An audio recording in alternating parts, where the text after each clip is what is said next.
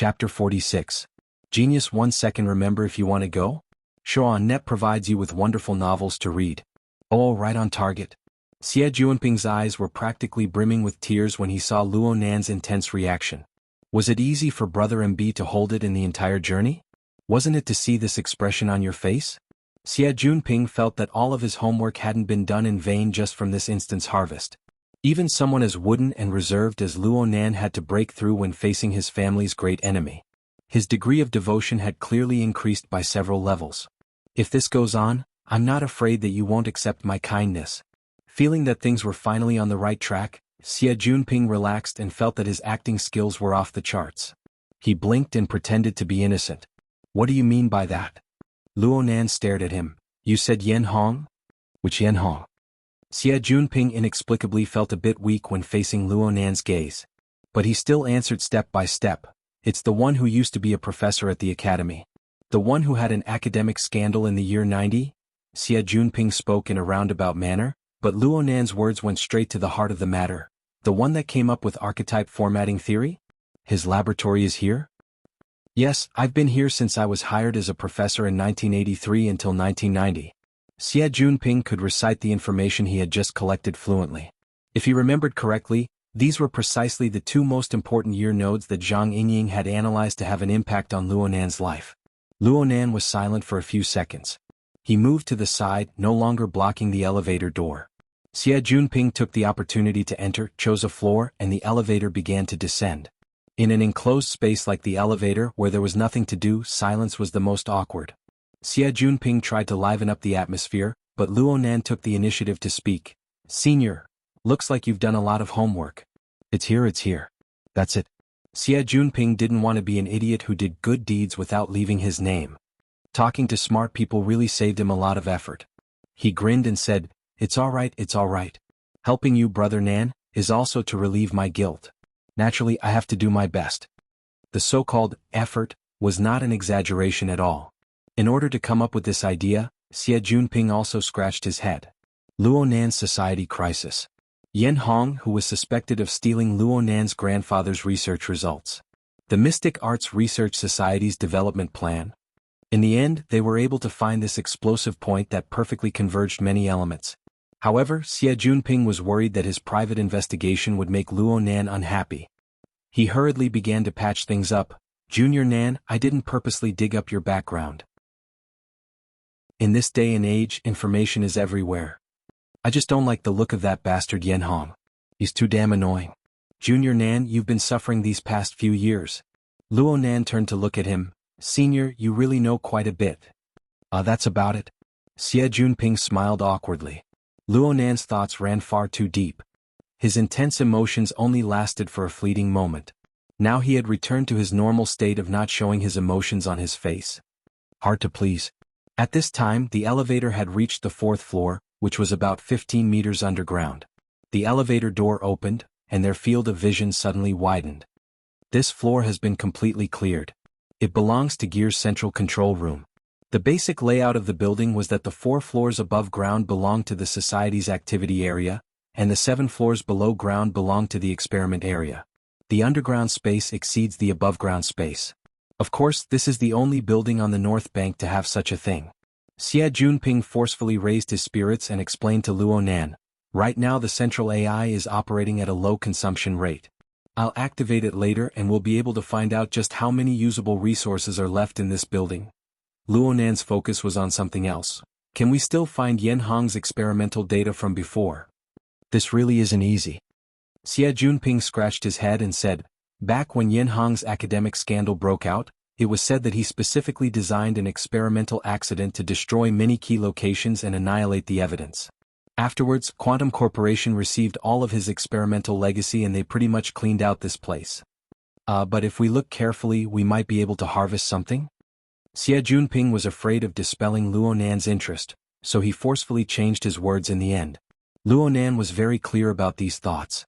He knew that if he didn't clearly express that he enjoyed it, who knew how long this person would be on tenterhooks. But here came the problem. Even if Xie Juanping had a life-saving grace, even if Xie Juanping held a not insignificant weakness in his hands, was there really a need for Xie Juanping to be afraid to this extent? so much so that he was nearly sick many times. Was it because of the burning wraith? One was scared to death. The other hated to death. Xie Junping and Li Xueqing could be considered two extremes. Luo Nan suddenly thought of Li Xueqing and his mind stirred. It seems that the news from this morning should have spread. Especially within this small circle. Rumors and whatnot flew the fastest. He stared at Xie Junping looking pensive. Xie Junping just felt uncomfortable from head to toe. He was about to speak again when Luo Nan beat him to it. I heard that Li Xueqing is Senior's best friend? Xie Junping jumped in fright. He really did jump back half a step. His reaction was extremely intense. There's no such thing. You absolutely must not misunderstand. Misunderstand what? So what if it's a misunderstanding? Xie Junping's face was embarrassed, nervous, and even a bit fearful. He spoke all the more carefully, Junior Nan. I'm saying that my relationship with Li Xueqing is very ordinary. This matter. I'm talking about yesterday's matter? What's the difference between yesterday and today? Luo Nan's series of questions nearly caused Xie Junping to collapse. So Luo Nan didn't force him any further. He just confirmed a fact. It seemed that this fellow Xie Junping was the one who had misunderstood something. A few clues converged in his mind. It was as if he had constructed a sketch out of thin air. Luo Nan's thoughts suddenly became clear and he blurted out, Senior was also in the medical department this morning? The moment he spoke, he discovered that this judgment had jumped far too far. However, the results were extremely shocking. Xie Junping staggered, nearly falling face first onto the ground. Luo Nan grabbed him by the shoulder, saving him from the pain of his face hitting the ground. But Xie Junping's reaction was absurd to the extreme. He screamed, I didn't see anything.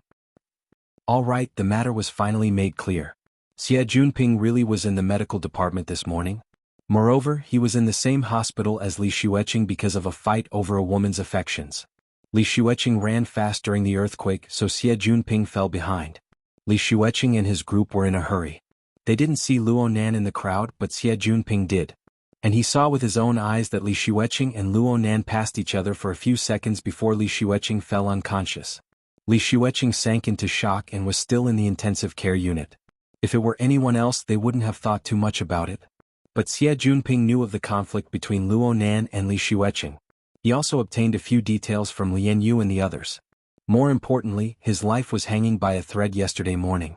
He was awed by Luo Nan's strange gaze. The more he thought about it, the more he felt that it was mysterious. He unconsciously leaned towards a few bizarre directions. He originally wanted to find Zhang Yingying to discuss this, but for some unknown reason he was unable to contact her for an entire day. It was as if the hidden indigo firm had closed down. Perhaps he could only do it himself and think of this move. On one hand, he wanted to build a good relationship with Luo Nan. On the other hand, he wanted to recruit a capable person.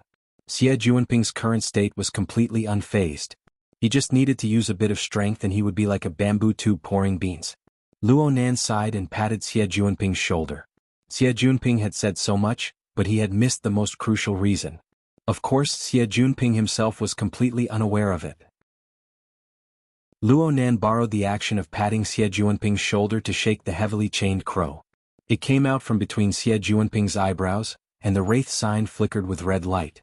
It instantly pierced in and out of Xie Junping's body. Xie Junping shivered inexplicably. And on a plane he was unable to reach, a dark red glowing mist escaped from his body. It was blocked head-on by the heavily chained crow and dispersed with a wave. Chapter 47. A Genius in 1 Second. Remember love? Speak, net, providing you with wonderful novels to read. Luo Nan deliberately suppressed the wraith sign's devouring of his life essence. The turbulence on the mental plane ended in a short 2 seconds. Xie Junping couldn't avoid receiving a bit of impact, but it should be within an acceptable range. Luo Nan saw that Xie Junping was absent-minded, so he patted his shoulder in an attempt to comfort him. But who knew that Xie Junping would shake his head before Luo Nan could say anything? His gaze drifted and he spat vaguely. What's that sound? Is he talking nonsense? This was Luo Nan's first thought. But then he noticed that his heavily chained crow slowly trembled and retracted, emitting a crashing sound. Senior? What did you hear? Xie Junping's face turned towards Luo Nan, but his gaze was unfocused. He opened his mouth and suddenly fell backwards. Luo Nan had to support him to prevent the back of his head from smashing into the ground. But right now Xie Junping had already sunk into an unconscious state. He was drowsy as if he was having a nightmare. His body temperature rose and fell, causing his wristband to start a health alarm and send a signal outwards. The problem was that they were 15 meters underground, and they were in the former laboratory. The signal shielding was in place. No matter how advanced the wristband was, it was destined to be useless. The effects of destroying the parasitic burning wraith were this serious? Luonan absolutely didn't expect this.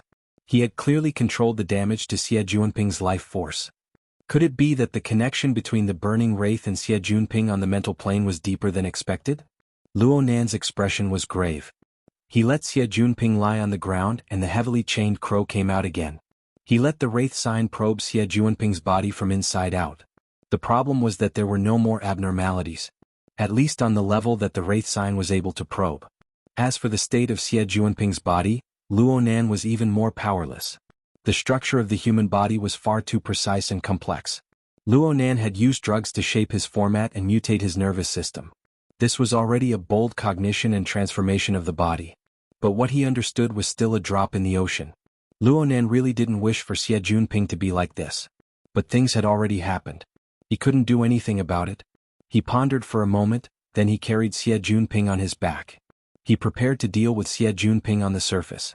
From the functions of Xie Junping's wristband, as long as the signal could go out, he should be able to alert the network and call for medical help.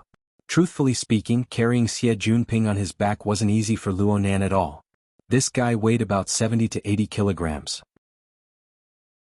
He was unconscious and didn't know how to cooperate, which made him even heavier. Luonan was soon covered in sweat. Fortunately, the elevator was in sight. He freed a hand to press the button, but he clearly heard a warning beep at this time.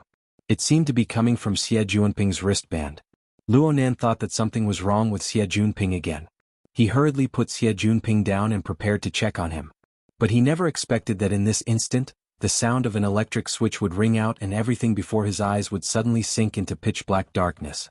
Luonan was stupefied for half a second before he suddenly lowered his head. At this moment there was still a bit of light in the darkness. It came from Xie Junping's wrist, his bracelet. A series of messages flooded the screen. The person granted temporary authority will enter a state of unconsciousness. The laboratory's defense system had entered level B. The awakening function was activated, but the person who granted temporary authority did not respond. There are no other authorized users within the laboratory. The laboratory's defense system entered Grade A status. The energy system was shut down, the communication system was shut down, the transportation system was shut down, and the life support system was shut down. The laboratory was locked down. The messages finished flooding the screen and the glow of the wristband was extinguished. The faint luster was like the mocking gaze of a devil. It blinked once and then it was ignored. Luonan touched the wristband in an attempt to save it, but the wristband's personal defense function was activated. No matter how he touched it, there was no response. Luonan smashed his fist heavily against the elevator door. Modern society was undoubtedly a society of authority. The Internet of Things covered every corner of the city. The level of electronic authority determined where you could go in the city and what level you could go. Your body was free but your authority was controlled. Using the identity of a low authority to forcefully break into the boundaries of a high authority was like hitting your nose against a wall. Or you would be like Luonan, trapped on the spot by an inexplicable trap. Authority traps were very common. They were usually located in important locations like elevators, corridors, and other relatively confined and narrow areas. The purpose was to trap unauthorized trespassers and then hand them over to the police to deal with. The area that Luonan encountered was much more spacious, but the location wasn't ideal. This was an enclosed space 15 meters underground. In this place, the darkness was like a demon that existed everywhere. The silence permeated the air, conveying unease and fear. Luonan stood at the elevator door. He could clearly hear his and Xie Junping's breathing. Several seconds later, he put Xie Junping down and leaned against the elevator door.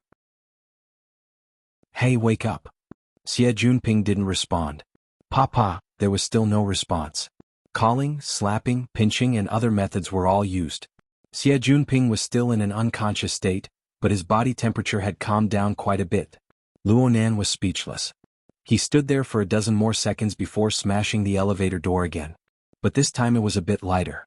Then he carried Xie Junping on his back and walked back. The darkness followed him like a shadow. This was the most thorough darkness. The damned defense system of the laboratory had cleanly cut off all energy.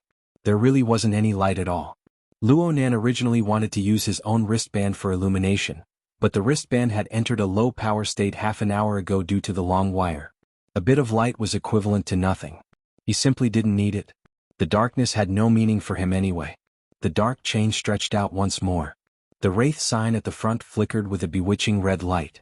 This light only flickered on the mental plane, but it shone onto the plane of reality through some form. It allowed Luonan to observe the surrounding environment without using his naked eye. In a certain sense, it was even clearer than the naked eye. This could be considered as the out-of-body perspective of the soul. In any case, the feeling of being able to see the environment clearly was quite good. The unfathomable things within the pure darkness were swept away in an instant. The pressure on the mental plane was somewhat alleviated. Luonan found a chair in the empty central control room. He placed Xie Junping on it and ignored him for the time being. He walked in front of the control panel that had already been completely shut down. He casually pressed a few buttons, but there was no response at all. The threat of reality was still as heavy as ever. Luonan didn't forget the last bit of information that flashed on Xie Junping's wristband. Of the several systems that had been completely shut down, the most fatal was undoubtedly the life support system. If this system didn't constantly circulate air in the enclosed space 15 meters underground, the trapped people, including trespassers and temporary authority holders, would face the risk of suffocating to death before long. From this, it could be seen that the owner of this laboratory was truly vicious and merciless. If one were to scrutinize the legal provisions, this was undoubtedly illegal. But when Luonan thought about who the previous owner of this laboratory was, he felt that this was quite in line with his own psychological expectations. Chapter 48. Genius 1 second. Remember if you want to go? Net provides you with wonderful novels to read. The previous owner of the laboratory, Yen Hong, was the one who put forward the archetype formatting theory. It had flourished for a time in the 80s, and this reputation was obtained by stepping on the shoulders of Luonan's grandfather.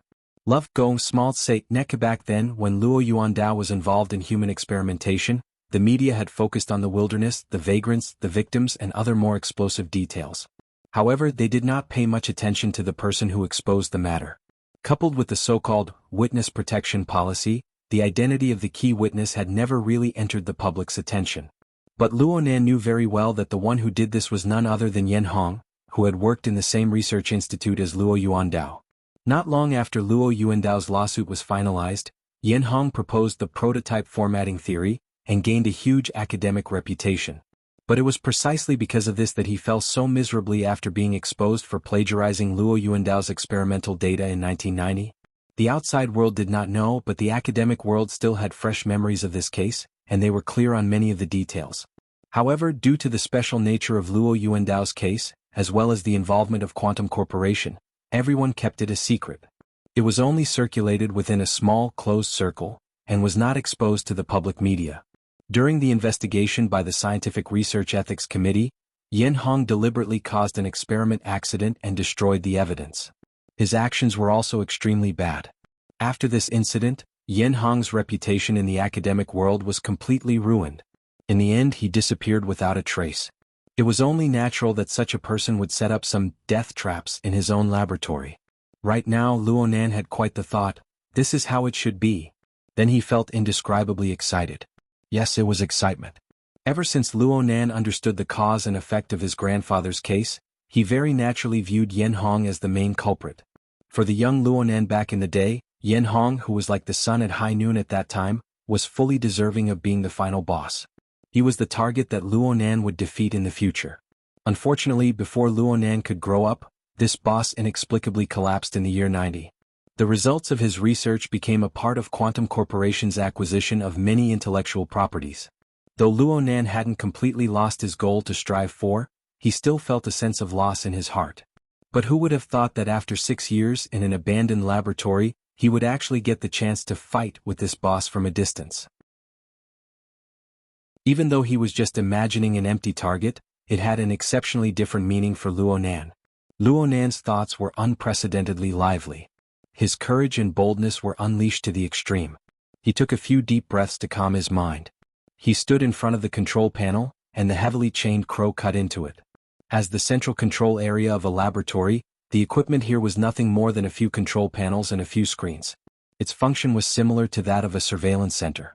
Under normal operation, one could see the interior of the building, including every corner of the surrounding area. When it came to the core modules of the energy and life support system, this was only a control panel. At this moment, when the power was completely cut off, it had no practical significance. Luonan's idea was to utilize the sensing abilities of the heavily chained crow and the wraith sign to trace the connections of the various equipment within the central control console. He would find the location of the core module and think of a way to reboot the system. Love Gong smalt sake nekuas for how to interfere with reality from the spiritual level. He wanted to give it a try. The heavily chained crow was like a python piercing through the darkness. It followed the complicated wires of the sealed area all the way down. The wiring of the laboratory was extremely clear. The highly integrated structure saved Luonan quite a bit of trouble. During this time, he only made one mistake before he found the true location of the central control system. One end of this place was connected to the independent power station of the laboratory. The other end was connected to the core supercomputer and every other system module. Frankly speaking, this was a bit too unfriendly for Luonan, this electronic noob. Luonan hesitated for a bit before choosing the power station. After all, the most fatal problem right now was the power outage. If he could realize the reactivation of the power station, then he would have won half the battle. But right when he changed the direction of the heavily chained crow, the depths of his brain where his main body was located felt a slight numbness. Then there was a flash of electricity that directly hacked out. It was that mysterious and unfathomable long thread. Of course, in this enormous laboratory, the long thread couldn't even be considered a strand of hair. But the lightning that it had transformed into traveled along the heavily chained crow. In the blink of an eye, it leaped out from the front end of the chain and disappeared within the dense electrical wiring. Luonan covered his head. He couldn't understand what he was thinking for a time. This long thread was a little too strange. When the long thread seeped into his wristband, it inexplicably opened up an interface that should have been on the flexible e-ink screen. It also consumed a large portion of the wristband's power. Luonan's initial judgment was that it was a special kind of electronic device. It was possible that it had integrated a processor, a memory module, a sensor and many other functions. But when Luonan's heavily chained crow swept past, the long thread actually had an intense reaction. It charged all the way into his brain in an inconceivable manner. Luonan's period of absent-mindedness was because the long thread seemed to have fused into a certain location in his brain. But it possessed an intense sense of existence. The brain didn't feel pain. The so-called sense of existence was either a kind of abnormal electrical signal or a kind of reaction on the mental plane. Luonan was inclined towards the latter because the long thread clearly had a subtle exchange of information with the heavily chained crow. It was just that he was still unable to understand the level of information. Luonan had already given a rather high evaluation of this magical toy that the coward had hidden in the flexible e-ink screen. But today this thing had given him a new surprise. Even though the long thread had broken away from the heavily chained crow, there was still a clear connection between the two. Luonan could sense it from this. The electricity it transformed into followed the cable and advanced in a reverse direction. It instantly entered Luonan's estimated location of the power station. That area suddenly brightened a short second later. From Luonan's perspective, the surging electricity simply seemed to be assaulting his face on the level of his senses. Under his influence, the heavily chained crow suddenly retracted. But it was still too slow when compared to the conduction of electricity at the speed of light. It was because of this slowness that an inconceivable marvel unfolded before Luonan's eyes. Amidst the blinding lightning, he saw a tree that had suddenly grown. Its roots grew within the power station and its trunk followed the flow of electricity to ram into the central control system. Then its countless luxuriant branches cut into the various system modules. The laboratory that was as silent as death came alive in an instant. An innumerable amount of electrical signals converged from each system module before being transmitted densely. The direction of the signals was clearly towards the heavily chained crow that was already trapped within the enormous tree. It was also clearly towards Luonan's side. Chapter 49. Genius 1 second. Remember if you want to go? Shoan.net provides you with wonderful novels to read. The most tragic epileptic patient in history? It was as if Luonan could already see his miserable end in this instant. Love Gong smalt sake nek. This also reflected a deeper understanding of his The structure of the long line at this moment was like a huge neuron. As the basic signal processing unit of the human body, the ideal model of the neuron was almost the shape of a tree. The branching branches are the dendrites that receive information.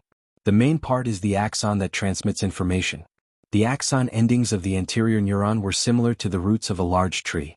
They then contacted the dendrites of the posterior neuron to realize the conduction of neurotransmitters and electrical signals. Just like at this moment, the tree, growing between the various system modules in the laboratory, was collecting a massive amount of electrical signals from the various system modules and transmitting them. The problem was that this large neuron had a different structure compared to a normal neuron. It did not realize autonomous operation.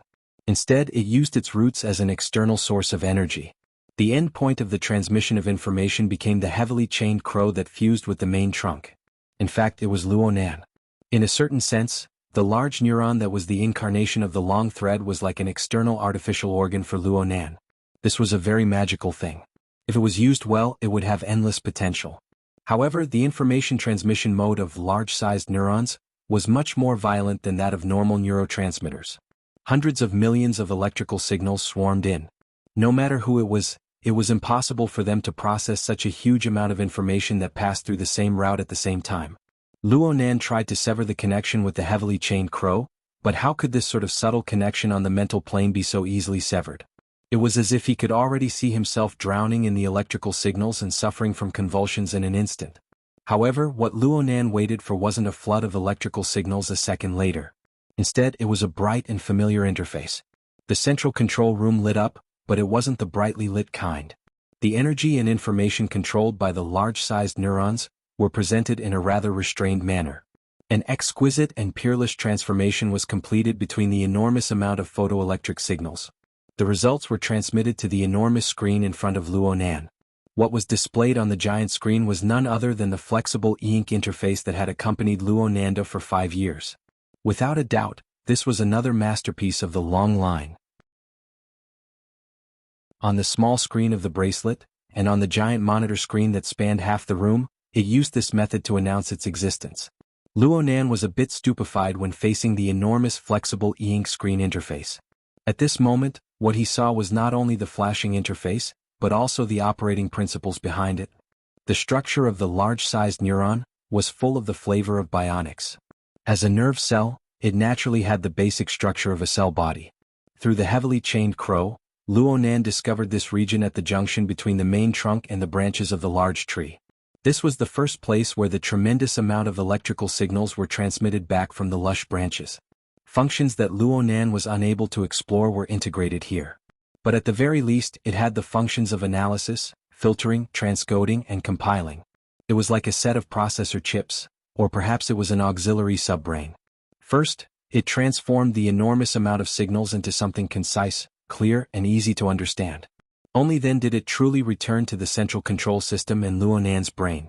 This prevented massive amounts of information from damaging the brain, truly realizing the incredible function of an external neuron. This was not some fantastical thing but a real operating mechanism. Love Gong Smalt Sake Nekku, the information technology involved in the conversion of mental and material signals, the interaction technology between man and machine, was undoubtedly something that people could only look up to. Was this a level that Earth's technology could reach? Luonan pondered for a while, but he still didn't gain anything. He could only return his attention to the interface that he could understand. At first glance, the flexible e-ink screen's interface was still the same style, but there were still some changes. The interface that Luonan used was always very refreshing. There weren't many applications that he chose. For example, he usually only used the flexible e-ink screen to surf the web, draw, read ebooks, and so on. He didn't download any extra applications. There were exactly 8 application icons on the main interface. Among them were the 5 basic functions of the system: time, calendar, video player, browser, and settings. Luonan downloaded the file editor, and his cousin's group forced him to download the popular communication software on the market. Finally, there was the drawing software that had always existed. These application icons were arranged vertically, taking up 2 rows. There were 4 icons in each row. The layout was clear at a glance. But at this time, Luonan clearly saw a new icon on the enormous screen. It was a crisscrossed gear structure. If it weren't for the difference in color, it would have been mistaken for a classic setting icon. and the icon's logo was very direct. It was the word gear. The external neuron also had the ability to automatically download applications? Luonan's thoughts stirred slightly. The telepathic sensing he had experimented with before was actually still working. A new interface opened up, and a set of building plans and elevations appeared in front of Luonan. Luonan confirmed with a glance that this was, without a doubt, the building blueprints of gear. This was because the characteristics of this set of blueprints were far too distinct. No wonder it was called gear. The entire building had at least 100 circular spaces that could be seen. They were scattered in various locations of the 7-story building. And looking at the structure, there were indeed a few doors and entrances that were designed in the rack style. Just looking at the floor plan, the entire building was like a heavy machine. Every part of the building was connected together in a gear-driven manner, forming an inseparable whole. It was marvelous and exquisite. There was also a row of options on the left side of the interface. Right now, practically all of them were grayed out. None of them could be selected. Only the option at the very bottom was still filled with a full luster. The name of the option was quite strange, Observation Platform. Luonan was unable to understand.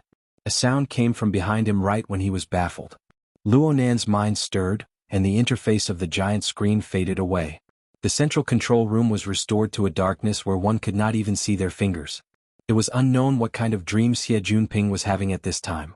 His hands and feet danced in joy, but he was completely unaware that he was sitting on a chair. He instantly lost his balance, toppled over, and fell down solidly. F***ck me? This time Xie Junping actually woke up completely from the fall. He cursed and extended his hand to cover his head. He opened his eyes, but all he could see was darkness. He clearly hadn't come back to his senses.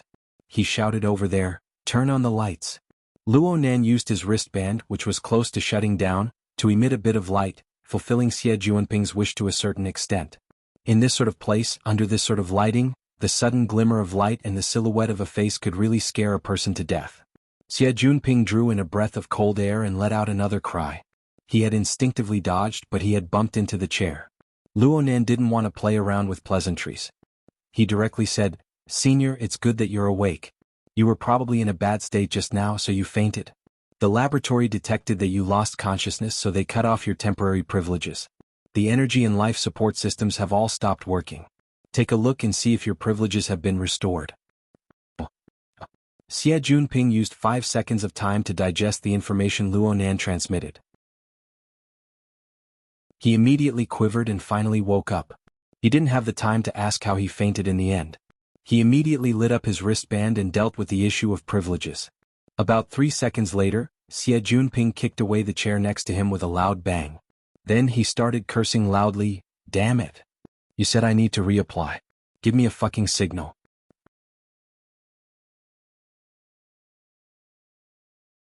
Chapter 50. Genius 1 second. Remember if you want to go?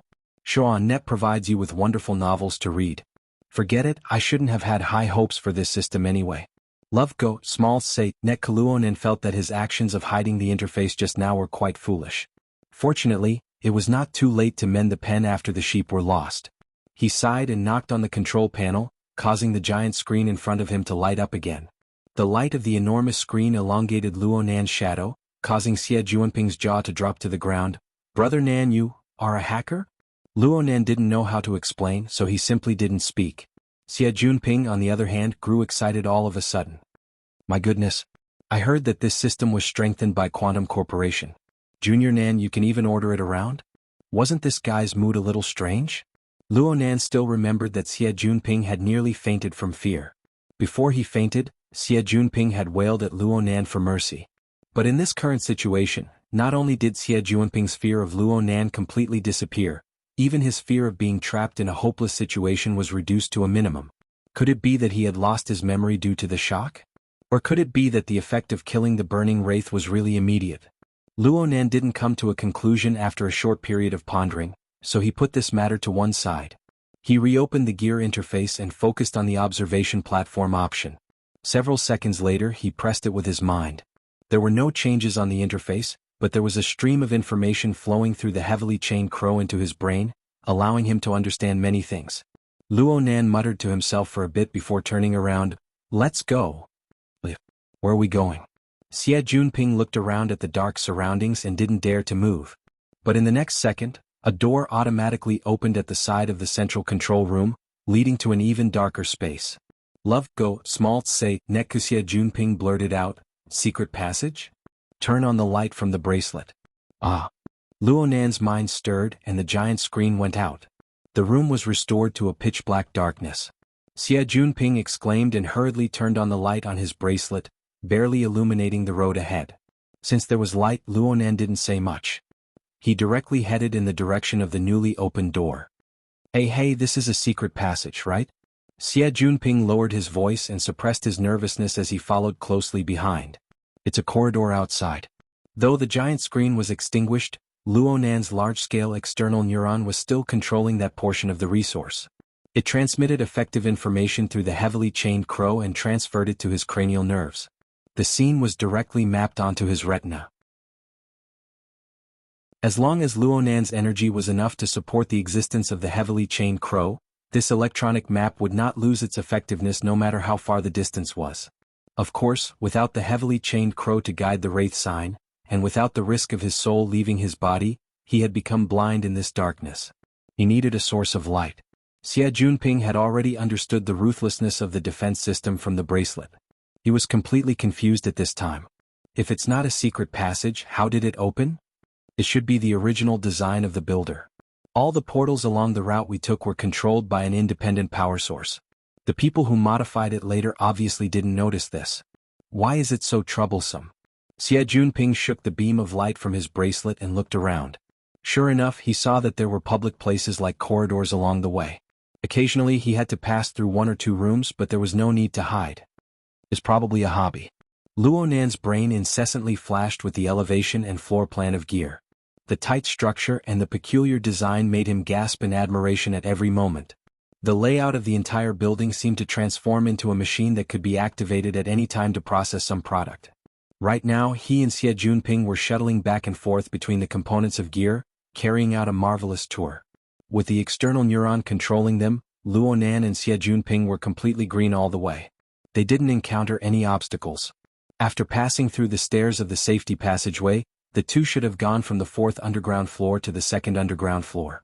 Though this place was still within the scope of the laboratory, it was clearly a public activity area. They swept past the beam of light, and they even saw a bar counter, a sofa, and so on used for resting. What a weirdo. Xie Junping finally put an end to his conjecture regarding the secret passage. He once again greeted the strange hobby of the builder. In any case, Xie Junping's state of mind grew more and more relaxed as they walked through the darkness because of this weirdo. He also dared to carry out his duty as a lamplighter. He took the initiative to go to the front and illuminate the place. If there really was some sort of secret passage placed in front of him, it would be debatable whether or not he would have the guts to make his way through. Hey, where do we go up ahead? Xie Junping's beam of light swept across a wall. It followed the wall, and the outline of the resting area retracted in an arc. It seemed to be the end. Before Luonan could respond, the beam of light suddenly swept across a signboard. It immediately locked onto the signboard. Xie Junping stood still in a single step and fiercely slapped his thigh. I know where this is. Luonan followed the beam of light and looked over. He saw that the signboard displayed an underwater scene in a hand-drawn style. Fishes swam amidst the aquatic plants. The scene was all the more vivid under the flickering light. Where is this? The Sandbar Waterway. It's a very famous scenic spot in Gear. From here. Xie Junping used the beam of light to sweep across a sealed door. Just enter from here all the way to the Withered Tree Sandbar 700 meters away. A long underwater corridor was built there. The middle of the corridor passes through half a swamp and a small lake. It's a good place to get close to the underwater ecology of the wetlands. After a simple introduction, Xie Junping began to gossip again. I heard that this underwater corridor existed before the construction of Gear. However, someone used the crime of destroying the ecology to sue them. The construction party nearly lost their pants, allowing the Order Society to pick up a great bargain. When they constructed Gear, they deliberately connected it together. Of course, they have to pay quite a bit of taxes every year. Luonan found the most crucial information from Xie Junping's string of nonsense. You're saying that there's a sandbar over there? Yeah. It's a very famous place. It's said that it's the best place to view the entirety of Gear's construction. Luonan nodded to himself. Is this why it's called the observation platform? Xie Junping finally reacted at this time. He slapped Luo Nan on the shoulder in excitement. Junior Nan, aren't we free now? We just need to get to the sandbar. F***ck the signal. F***ck. Xie Junping suddenly cursed again. Luo Nan was baffled. What's wrong now? It seems bad. Luo Nan couldn't see Xie Junping's expression clearly, but his voice was a bit panicked. I remember that the water level of the wetlands rose a few years ago. The sandbar was completely submerged. Right now there's a crooked, withered tree sticking out of the water. The Order Society wouldn't have sealed the exit over there, right? Luo Nan confirmed the route and confirmed that it was just as Xie Junping said. They needed to pass through the underwater corridor. He hadn't discovered any abnormalities so far. We'll know once we go over there and take a look. Luo Nan directly opened the entrance to the underwater corridor. A slightly fishy smell of water assaulted his face. It was probably the result of many years of soaking. Xie Junping sent out a beam of light in a perfectly straight line, but it was impossible to illuminate the end. This long corridor was the same as the building as a whole. It was clearly curved.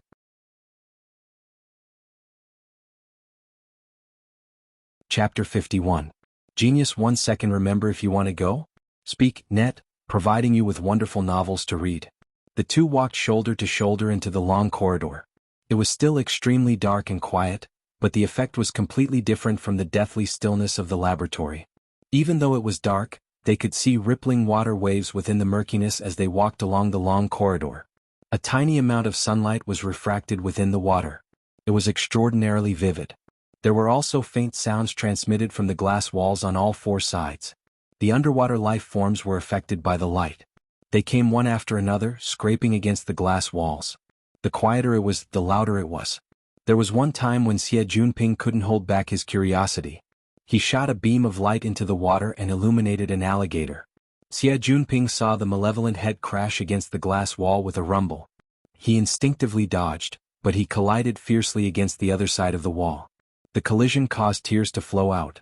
He became much more well-behaved from then on. No matter what, he had to walk along the center of the long underwater corridor. He even took the initiative to lower the brightness of the lighting. In the end, he arrived at the end of the long corridor without any danger. There was clearly a bend here. Xie Junping walked to the corner, trembling with fear and trepidation. He used his wristband to illuminate it, and what entered his eyes was a thick and heavy alloy door. He looked at the series of steel bolts that came down from above, and his entire body felt unwell. Xie Junping threw himself over and fiddled with it for a long time. In the end, he fiercely kicked the door 3 times, but only muffled thuds rang out. It was clear that the place had already been filled with water, soil, and sand. He thought of the most important matter and lowered his head to look at the signal. It seems like there's only a meter or two between here and the ground. The problem was that the water and soil layers were mixed together. It possessed an extremely powerful electromagnetic shielding effect. Xie Junping's wristband could be considered quite powerful, but it was still very hard for him to receive a clear signal. Xie Junping tossed and turned until his forehead was beaded with sweat. Luo Nan shifted his gaze to other locations in the long underwater corridor. He followed the electronic map on his retina and felt his way along the seemingly seamless inner wall. His actions were far too obvious. Xie Junping, who had suffered setbacks time and time again, was attracted over. He copied Luo Nan and lightly knocked on the inner wall, but he couldn't hear anything at all. There weren't any hidden doors along the way. There's no need to break here. Those architectural designs are quite arrogant. Xie Junping's words were very insightful. In fact, the path on the electronic map that Luo Nan obtained ended at the sealed alloy door. There were no other directions. Luo Nan also tried to remotely control this door, but this was clearly a clumsy and purely physical isolation. It was completely immune to all advanced electronic remote control technology.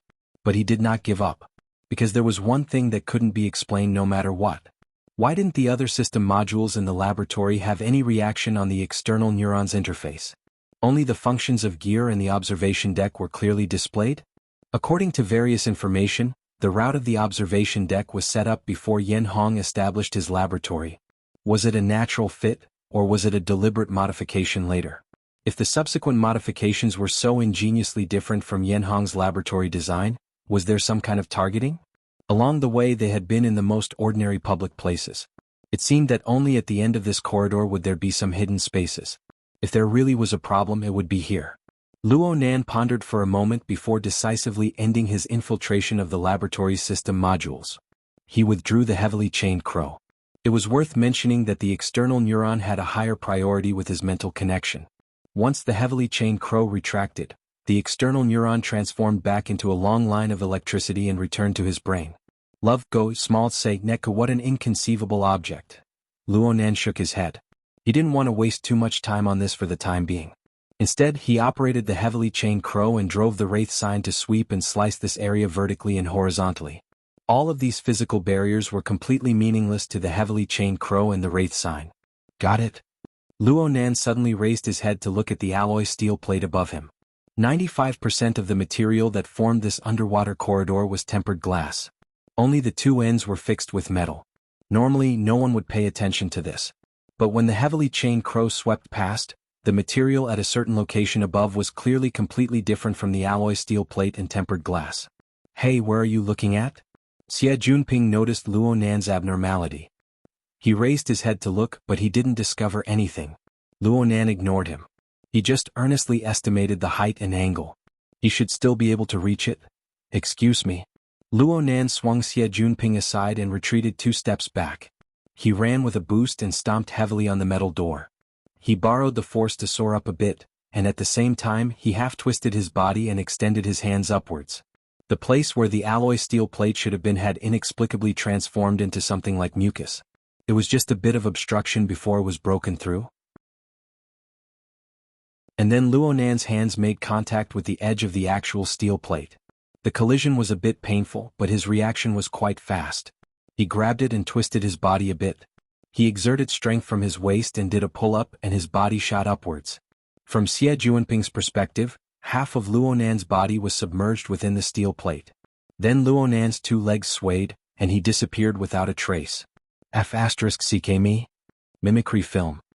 Xie Junping's family had some business with the military. He was able to call out the name of this cutting-edge product in a single breath. This was truly a glimmer of hope at the darkest hour. It was worth celebrating.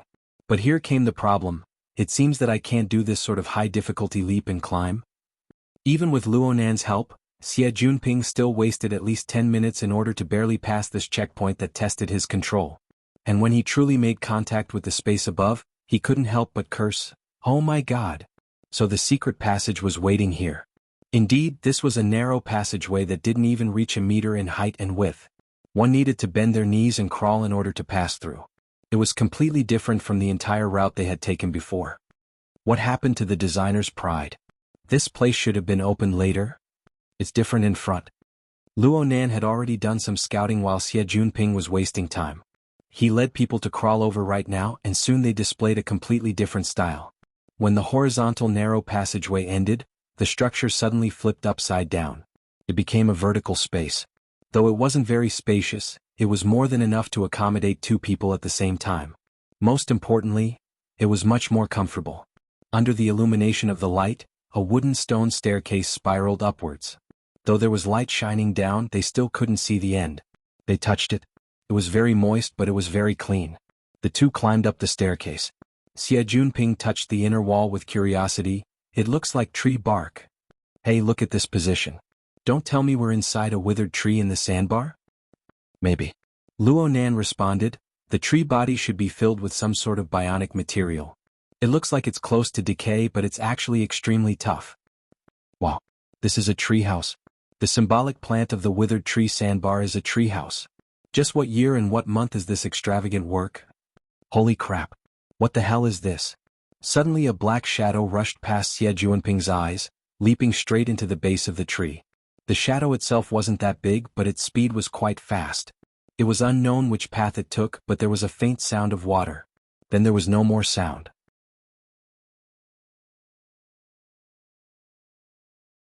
Chapter 52. Genius in 1 second. Remember Love Go? Speak, net, providing you with wonderful novels to read. Xie Junping was frightened by the shadow and nearly fell down. He cut an extremely sorry figure, but he couldn't help but curse.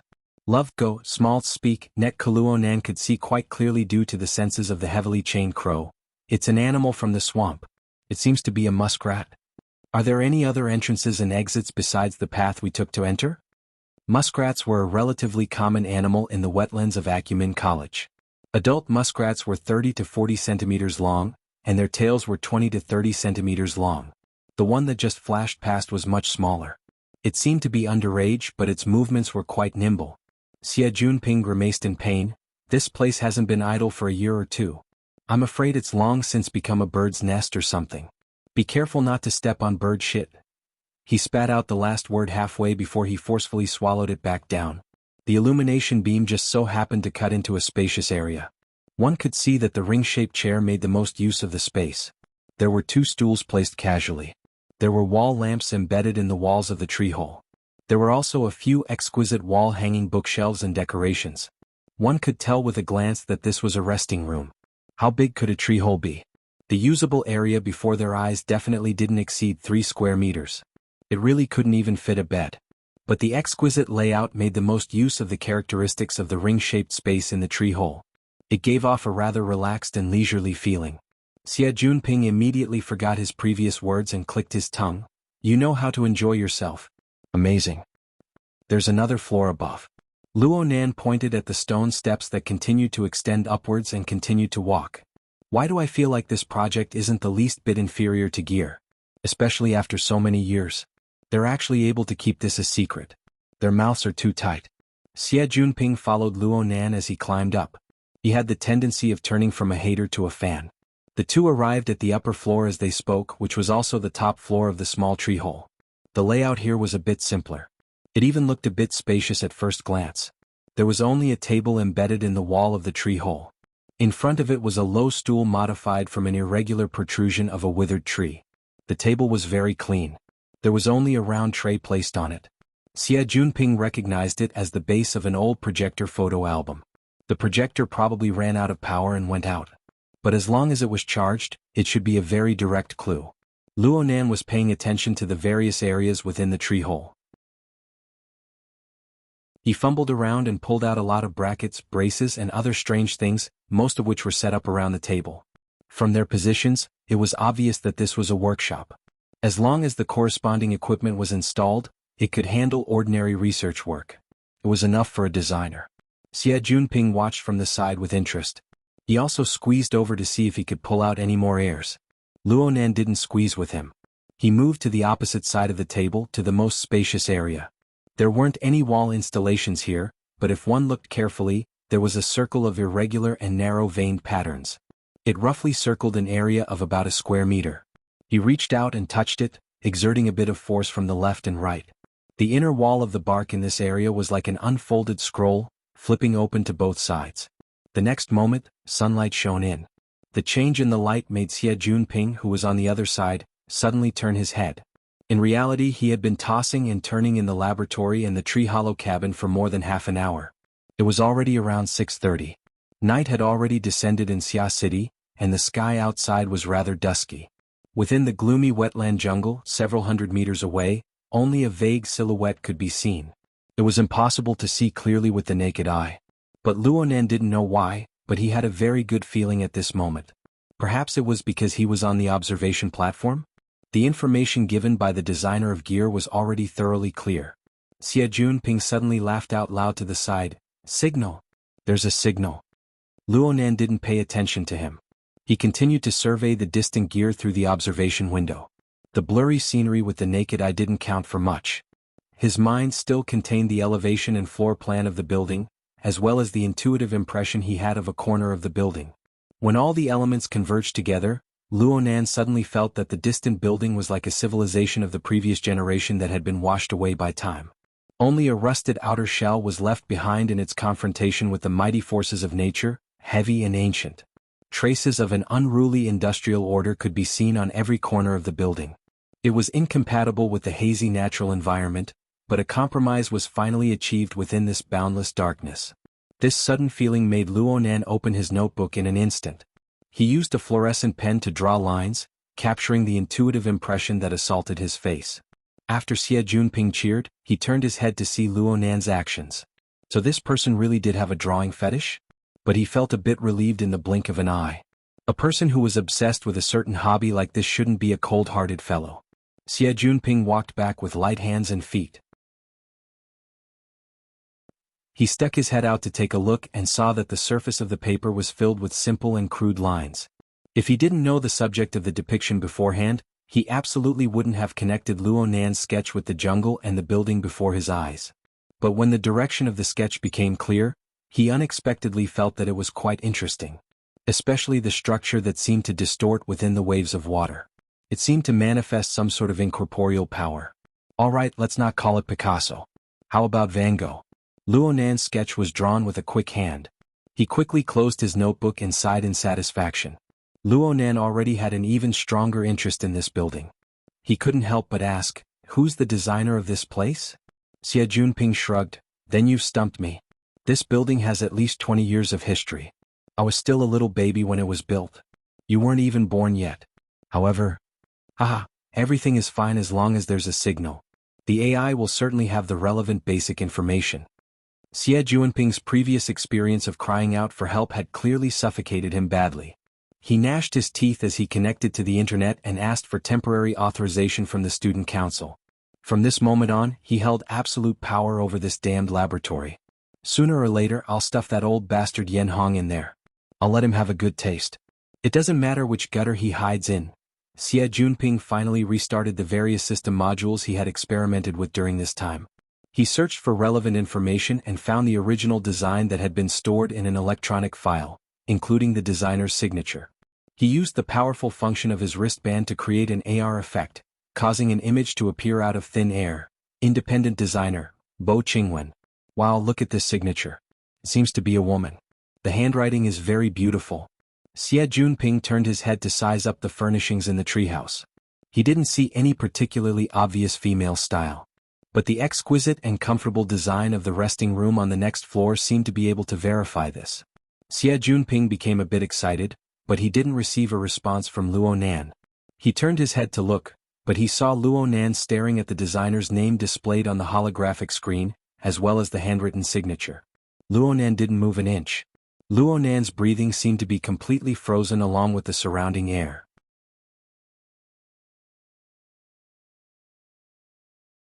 Chapter 53. Genius 1 second. Remember if you want to go? Speak, Net, providing you with wonderful novels to read. Nan. Junior Nan? Xie Junping called out in a probing manner, but he still didn't receive any response. Luo Nan stood in place in a daze. He finally moved after a dozen seconds. He looked around at the furnishings within the narrow space once more. It was just that the coordination between his head and body seemed to have been completely lost. He was as stiff as a rusty machine.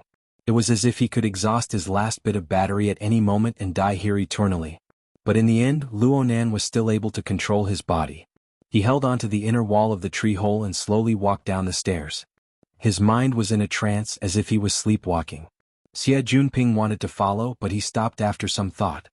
He continued to operate his wristband and rummaged through the Order Club's database. Sure enough, there was something new.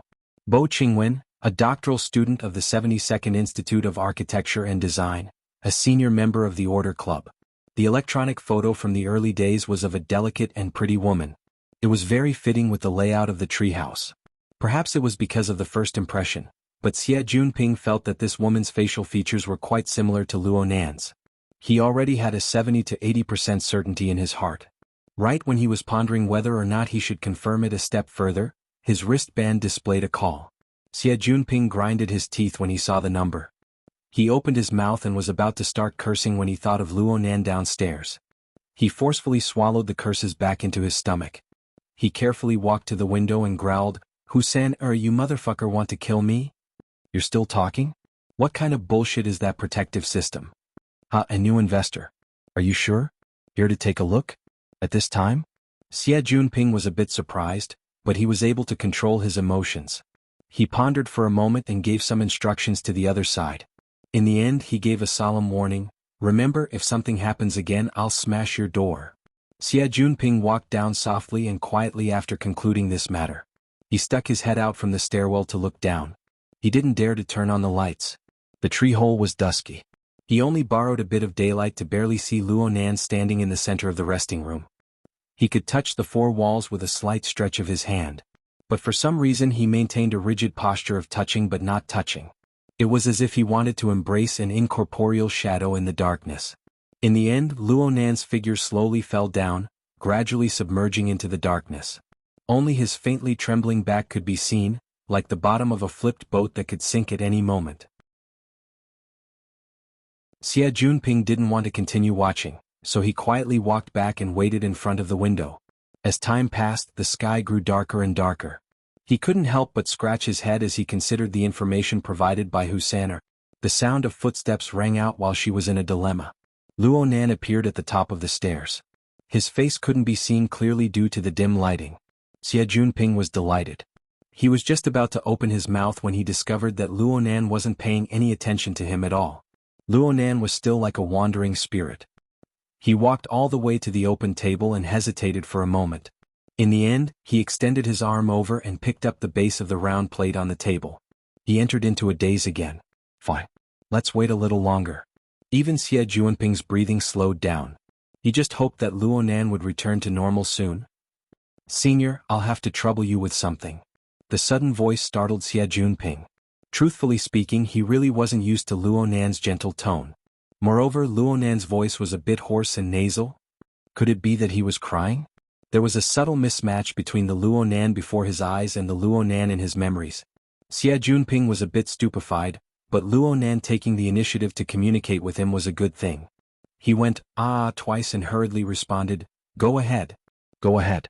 Love, go little say, Netku, I've already submitted an application to the Order Club. I'll have to trouble Senior to approve it." "Ah, okay. No problem." This was the reason why Xie Junping dragged Luo Nan over. Naturally, he had prepared this long ago. Right now, Junior, you're a new member of the Order Club. Including you, the club currently has a total of 13 members. Of course, you don't need to worry about the others. They'll be expelled from school at the very least. It's just a few procedural requirements for the club's operations. You'll need to put in a bit of effort for the next 2 days. I'll accompany you for a lap. Xie Junping's head was lowered as he spoke, but he suddenly felt that something was wrong. He raised his head and saw Luo Nan turn to face him, bowing over 90 degrees. Xie Junping was so shocked that he nearly fell out of the viewing window.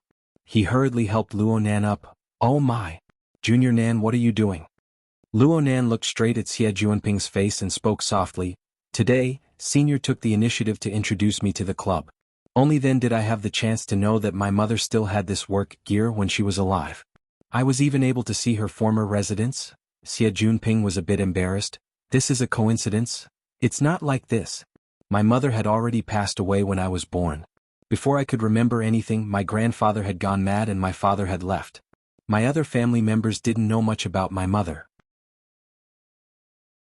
Therefore, 16 years of time couldn't compare to today's understanding of my birth mother. No matter what Senior did in the past, I, Luo Nan, will never forget this favor." Luo Nan spoke in a genteel manner, but each word was solemn. Each word was true. Xie Junping really couldn't stand this proper and serious attitude. Plus, he felt that Luo Nan's current mental state was a bit abnormal. He pondered for a long time before finally asking cautiously, "It really is Auntie?" Luo Nan nodded slightly. He didn't know what method he used, but he charged the projector photo frame with electricity. Right now it could be turned on normally, displaying a picture of a woman in her daily life. It seemed that she was right under this withered tree. Back then, the water level of the wetlands had yet to submerge the sandbar. She was dressed in simple and casual attire. She leaned lightly against the withered tree, pointed at the camera, and had a bright and radiant smile. She was a bit more lively and vivid than in the file photo, and she possessed a unique sense of self-confidence and sharpness. Xie Junping didn't feel good in his heart when he thought about how such a talented and beautiful woman had died young. He didn't know what to say for a time. He could only console her dryly. "Auntie passed away early. She didn't leave many things behind. Junior, you were able to find this inheritance. This is a great thing. You should be happy." It was only at this time that Xie Junping suddenly remembered. The Luo Nan before his eyes was only a 16-year-old youth. After stripping away his usual cold and hard outer shell, what was revealed was only a heart riddled with scars because of the death of his father and mother and the shattering of his family. All right, this was too sour. But Xie Junping really found it hard to get used to this, especially when he saw Luo Nan's situation. He hated that he couldn't stay here tonight. This wouldn't do. Xie Junping gritted his teeth and tried to communicate with Luo Nan. Junior Nan, there's a problem right now. In the past, Gear was mainly occupied by the Construction Society and the Mystic Arts Research Society. But now a new financial backer has suddenly appeared. He's determined to get Gear. Today he's coming over to investigate the scene. I've joined the society. Can they kick me out?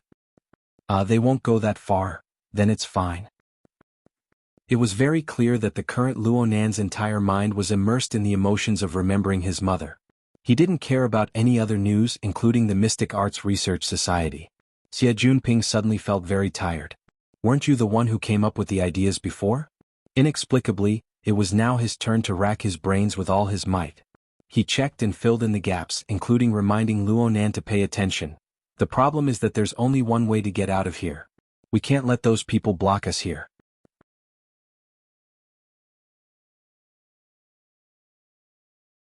Chapter 54. Genius 1 second. Remember if you want to go? Net provides you with wonderful novels to read. Luo Nan was stupefied when he heard this. He finally understood the most crucial problem. He looked around the treehouse and was silent for a few seconds before he finally made a decision. Let's go back first. Looking at the projection album in his hand, he hesitated for a long time before putting it back in place to avoid destroying the original layout of the treehouse. He then closed the bionic bark on the viewing window to make sure that no one would discover it. Luo Nan's gaze turned to Xie Junping after he finished doing all this. Xie Junping immediately raised his hand and swore, I will absolutely not mention the treehouse to outsiders. This matter will rot in my stomach. Luo Nan didn't say a word. He just bowed once more. Ever since Luo Nan had solemnly expressed his thanks last time, Luo Nan had displayed an even more respectful attitude towards Xie Junping. Frankly speaking, this made Xie Junping quite happy in his heart. Luo Nan was the first to walk down with Xie Junping following behind. Perhaps it was because he was in a refreshed mood, but an inexplicable idea popped up in Xie Junping's mind. He borrowed his courage to poke Luo Nan's shoulder. Brother Nan, if you don't mind, can I leave a camera? Ha! Luo Nan suddenly turned around and stared at his face. A person's mentality was strange. In the past, Xie Junping would definitely be nervous at times like this, and he might not even be able to speak a complete sentence. But after feeling Luo Nan's respect, his courage rose correspondingly. His train of thought became clearer under Luo Nan's gaze. I mean, Brother Nan, don't you think this house is a bit too clean? There were many mosquitoes in the wetland and it was very humid. If it was not cleaned up for a few days, it would be impossible to see. But look at this place. It's clean and refreshing. Of course it's beautiful, but I'm afraid. Luo Nan's eyes didn't blink at all. He spoke with a hoarse voice, expressing Xie Junping's unspoken meaning. Someone has already discovered this place and they've been living here for a long time? I'm just saying. Love go, small, say, netco after all, there's an 80% chance that Gear's AI cleaning system won't be able to reach here. Luo Nan didn't speak again, but his gaze drifted a bit. It was unknown what he was thinking. After a few seconds he turned around and slowly walked down.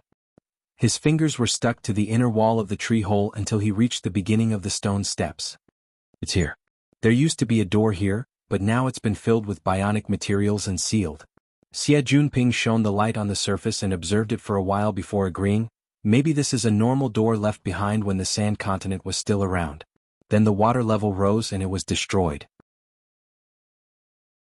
The water level is rising. Luo Nan's voice grew hoarser and hoarser. It was as if a blade was stuck in his throat. It became more and more difficult for him to speak. When did the water level rise? Xie Junping went online to search for information. Around 1987. At that time, the underground rock strata had ruptured, and an underground river had changed its course, causing the average water level of the wetland to rise by nearly half a meter. The lake area where the withered tree sandbar was located had risen by a full 7 meters. 87 years. It seemed that senior sister Bo Qingwen had died due to a difficult childbirth, which happened 80 years ago. In any case, it was impossible for her to remodel the tree hole 7 years later. Once his thoughts were sorted out, Xie Junping hissed. There really is someone. Yes, there really is someone. Who is it? Luo Nan responded with a hoarse voice. He slowly bent down and touched the narrow secret passage that was clearly excavated later. Xie Junping came to a realization. There was also this passageway. There was a 99% chance that it was excavated at the same time as the ceiling of the door. It was also done to avoid the rising water level and make it easier to enter and exit. This explained the difference from Bo Qingwen's original design. Xie Junping saw Luo Nan bend over, seeming to be pondering over the structure of the secret passage. He shone a light beam to make it easier for Luo Nan to investigate. But when the light beam shone over, Luo Nan realized something was wrong. Right now, Luo Nan was indeed pondering, but his fingers were unconsciously digging at the junction between the tree hole and the secret passage. This monotonous movement was not so much a result of inertia, but rather a representation of extreme emotions. Before, Luo Nan was heavy and sad, but he was relatively calm. His occasional ups and downs were like the night tide of the seaside. It was the rhythm of normal emotions. But right now he was suppressed and irritable. He was like a wounded beast that saw the enemy that injured him intrude into his territory. He was filled with irritation and even savage emotions. Xie Junping was really worried that Luo Nan would dig out his fingernails. He gingerly shook the light beam. The change in light startled Luo Nan and he suddenly turned his head. Xie Junping shockingly saw that Luo Nan's eyes were blood red right now. The blood red wasn't from soaking in tears, but from the accumulation of berserk emotions. It was as if he wanted to devour someone. Xie Junping felt his calf cramp when he saw this. He unconsciously took a step back. However, Luo Nan's emotions seemed to have calmed down a bit under the illumination of the light. He stopped his monotonous hair-raising movements and spoke in a low voice. "Senior, where were we just now? There's someone living in the tree hole." They sealed the front door and even dug out a secret passage that leads to the laboratory. Luo Nan shook his head. The underwater corridor is a dead end. It's normally completely unobstructed. It's too conspicuous for outsiders to come in. Therefore it can't be anyone else. It can only be an internal member of the society or the laboratory. Xie Junping thought about it and agreed. This made more sense. But when he thought deeper, there was such a person in the Order Club. He normally lived and socialized within the club. But when no one was paying attention, he would quietly pass through the underwater corridor and enter the tree hole. He would engage in some shady business. The most important thing was that this span of time could have lasted for 7 to 8 years. 10 years. All the way until now.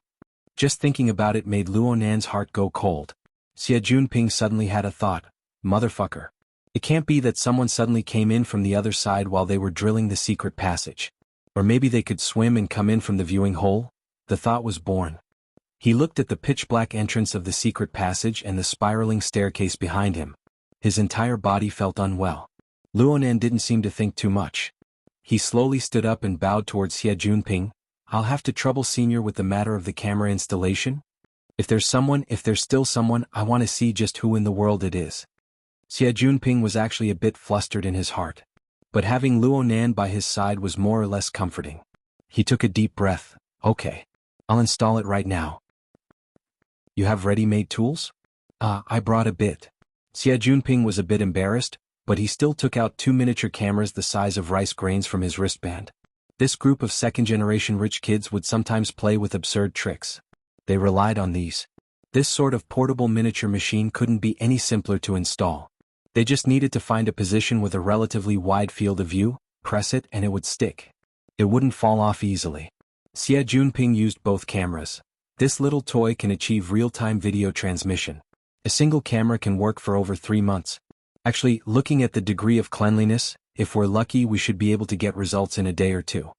While Xie Junping was working, Luo Nan walked up and down the entire tree-hole space. But he didn't discover any more clues. His mood was clearly even more depressed right now. He didn't say a word as he made his way through the secret passage and entered the underwater corridor. Xie Junping followed cautiously. He kept the surveillance screen open at all times for fear that a murderer who had been hiding for many years would suddenly jump out from behind him.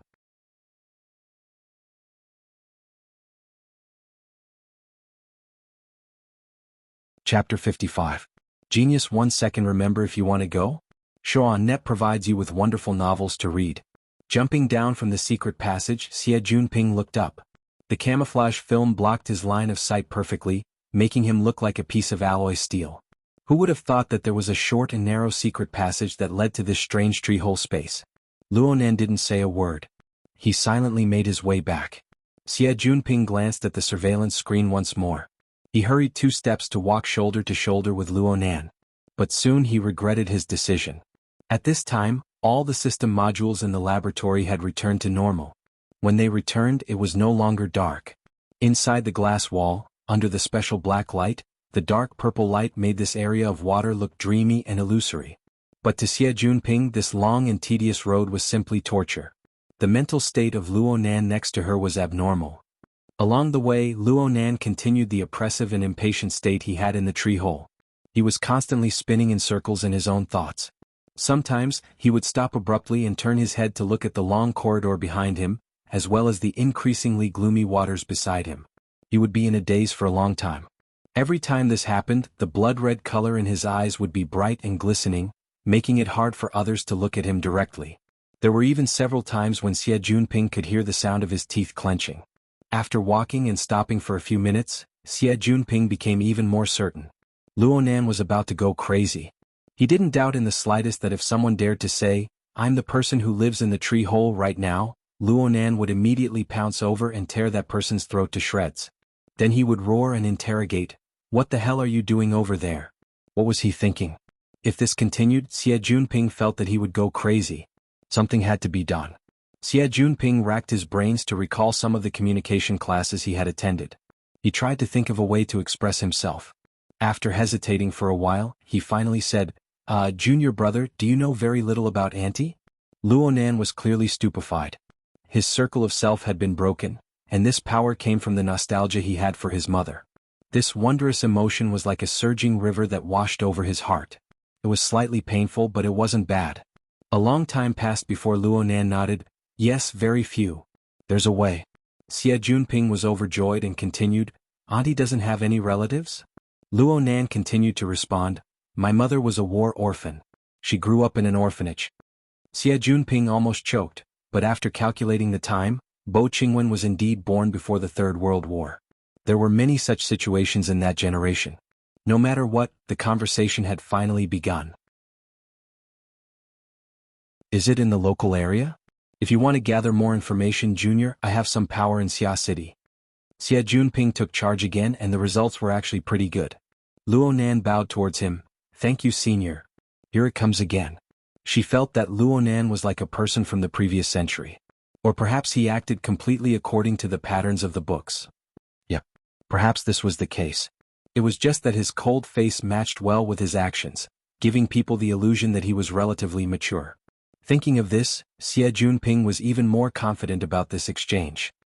He waved his hand and said, "Actually, I really admire Auntie. To be able to single-handedly design gear, and even after more than 20 years, people are still fighting over it. I even thought it was the masterpiece of some great master. This is also the first time I've heard of it." "Then, Brother Nan, what did you know before? Didn't your family mention anything about Auntie?" The sudden silence nearly made Xie Junping think that he had outsmarted himself. But in the end, Luo Nan still opened his mouth. "Mom passed away before I was born? You said it before." Hold on. Why did these words sound a bit strange? Before Xie Junping could think it through, he heard Luo Nan speak. "Mom and him met at Acumen College. They went together to the wilderness and met up with my grandfather. At the time, my aunt had a terrible relationship with them. She knew very little." Luo Nan's words were a bit incoherent, and there were some subtle references. Xie Junping was able to understand after combining the information he had gathered before. Luo Nan's parents probably met and fell in love while studying at Acumen College. They went together to the wilderness to assist Luo Nan's grandfather in his research. And at the time, Luo Nan's current guardian, his aunt, didn't have a good relationship with his family. She didn't know much about the relevant circumstances. It was naturally hard for Luo Nan to obtain relevant information about his mother when his grandfather was insane and his father was missing. Luo Nan subconsciously reached out his hand as he spoke. His fingertips made contact with the glass wall, emitting a muffled sound of friction. "I only knew one thing about my mother since I was young. She passed away before I was born." It was these words again, and a strange feeling emerged once more. Xie Junping pondered back and forth twice before he finally realized what the problem was. How could she have given birth to a child when she was already dead? He had heard that in the past, when medical conditions were relatively backward, there were cases of misfortune and dystocia.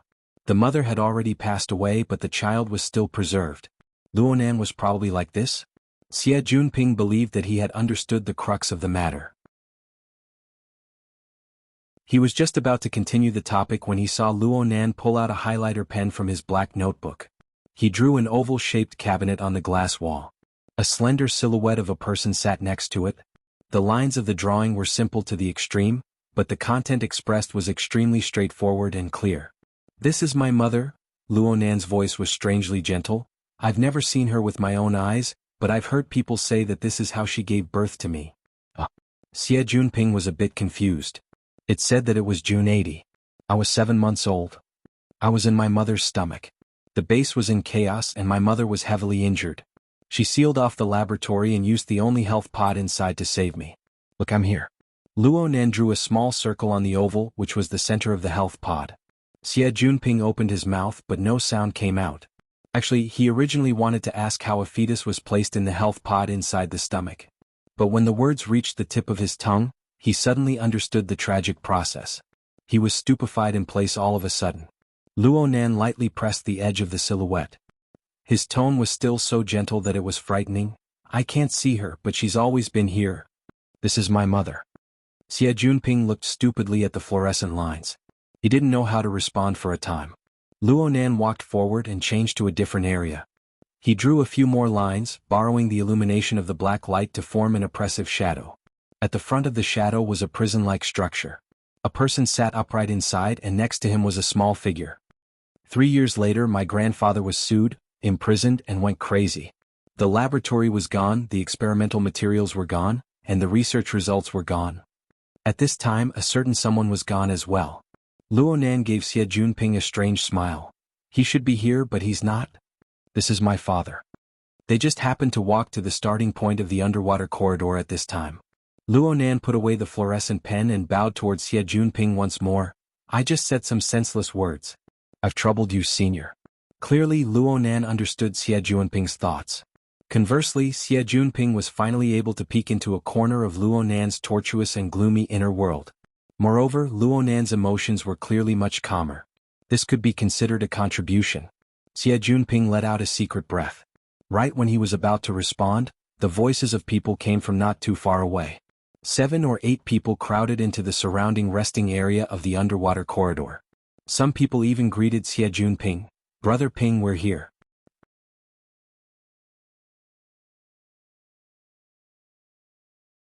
Chapter 56.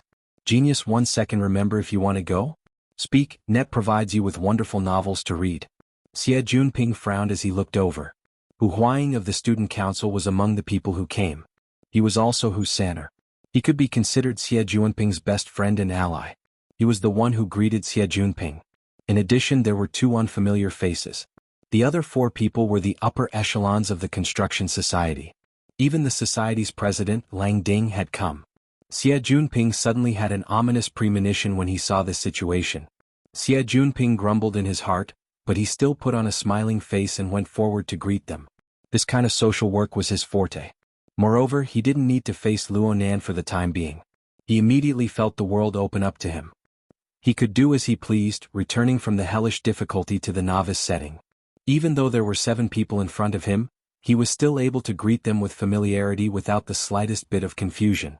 He also inquired clearly about the identities of the 2 unfamiliar people. One was a lawyer with the surname Zhu. He was the financial backer's representative. His attitude was calm and indifferent. He had the aloof demeanor of a society elite. The other was a bodyguard. He had a dark skin and a swift and fierce body. He had a rather cool professional appearance. He ignored everyone. Both of them were people who had been working hard in society, and their ages were much older than the students present. It was reasonable to say that the school's society work office should send out a corresponding person to receive them in this kind of situation. Or perhaps a teacher consultant of the relevant society should come forward. But Xie Junping didn't see any of these. Xie Junping felt that something was wrong more and more. Soon, his premonition became reality. While he was exchanging pleasantries with lawyer Zhu, he directly said, "The Rainbow Fund is quite satisfied with the Construction Society's development plan and personnel composition. They are willing to carry out a more practical cooperation. Injecting capital to purchase a landmark building on the North Bank is also a pretty good investment. I hope to obtain the cooperation of the school and the student council in the relevant procedures and arrangements." Xie Junping laughed it off, but he had cursed Hu San'er 1,000 times in his heart. You can't even explain this kind of thing clearly. It's true that the new financial backer has arrived, but he's not directly entering the scene and starting from scratch. He's here to assist the construction society. Damn. I originally thought that the Twin Dragons Society was going to become the Three Kingdom Kill. But looking at the situation, it was clearly one-sided. He grinned. When he shook hands with Lang Ding, he said, "I won't mention anything else, but I have to say that I'm impressed by the Construction Society's ability to attract sponsors." As the chairman of a large society, Lang Ding was not a particularly domineering person. At this moment he only smiled. It's fine. Bringing in a new investor will make the society's capital structure more reasonable, and it will be easier to manage. Good luck. Xie Junping laughed and laughed, but in his heart he screamed, "Trouble?" He turned his head to glance at Luonan. This master still had a downcast appearance. He didn't care about the group of uninvited guests at all. Indeed, according to Luonan's logic, as long as he was in the Order Club, within the building that his mother had designed, it didn't matter who took control of this place in the end. My lord, how could it be that easy? Xie Junping cursed inwardly, feeling a headache coming on. Whether it was the Construction Society or the Mystic Arts Research Society, none of these large-scale societies were easy to deal with. If you didn't do your job well beforehand, a small club member would have plenty of ways to make you lose your job. The reason why Xie Junping dared to guarantee Luonan before was because he had already given the Mystic Arts Research Society a heads up. The road ahead and the road behind were completely paved. As for the Construction Society, it really wasn't easy to handle. Lang Ding was easy to talk to, but the structure of this society was quite complicated. There were many thorns in the executive committee. Let's not talk about other things. That damn dog Li Xueqing was the vice president of the Construction Society. He possessed a lot of influence within the society. If Luonan really entered the Construction Society and bumped into Li Xueqing, wouldn't a mysterious campus death case occur? He had to think of a plan when he got back. Xie Junping didn't have the mood to stay any longer when his thoughts reached this point. He spoke a few more words of nonsense and pulled Luonan to leave. But who knew that Lawyer Zhu of the Rainbow Fund would call him to a stop after just a few steps? "Head Xie, there's something I need to consult you about." Xie Junping was the head of the Society Activities Department of the Student Council, but there were very few people who directly addressed him by his title on campus. He was stunned for a moment before turning his head and putting on a smiling face. "Lawyer Zhu, please don't hesitate to ask." Lawyer Zhu nodded slightly. "It's related to the assets of the society. From the looks of things, the Order Club has already entered a state of idleness. And it will take at least 3 months to half a year to complete the procedures. This is quite unfavorable for preserving the value of the existing assets. Therefore, we suggest that we contact the competing society and hold a coordination meeting. We will officially count and seal all of the assets of the Order Club to reduce depreciation losses and avoid additional consumption. We hope that the Student Council will be able to coordinate and organize in the middle to complete the relevant procedures as soon as possible." Xie Junping's brows furrowed. "If you seal off the society, where will the master next to me go?" Lawyer Zhu spoke without waiting for a response. "In addition, we also hope that the school can conduct a strict examination of the procedures. We just paid attention to the Order Club's society website and discovered that a new member has actually entered the society. Can the society still recruit members during this period of lockdown? We need an explanation for the reason for joining the society during the auction of the society assets." *CK. This guy was specifically looking for trouble. Xie Junping's face darkened in an instant. At the same time he found it very strange. He didn't remember offending the Rainbow Fund or this litigator surnamed Zhu. Logically speaking, the Rainbow Fund was a very famous investment fund in Xia City. There was no need to be so stingy, right? He shot a glance at Luonan. Luonan had clearly heard Lawyer Zhu's words. He had already raised his head, but his gaze wasn't directed at the spokesperson. Instead, it fell onto the body of the dark-skinned bodyguard by Lawyer Zhu's side. Something was wrong. Although Xie Junping didn't understand what was going on, he definitely wouldn't budge an inch on this matter. He replied with a smile that didn't reach his eyes. "Lawyer Zhu might not know, but according to the school's procedures, the Order Club hasn't been dissolved yet. It's only managed by the school's student council. Its main function is still to maintain the club's normal operations. Recruiting members is also within reason." Lawyer Zhu smiled. "All of the original members of the society have entered the detention process. It's hard to believe that the society can still operate normally. Otherwise, the school wouldn't have launched an asset auction.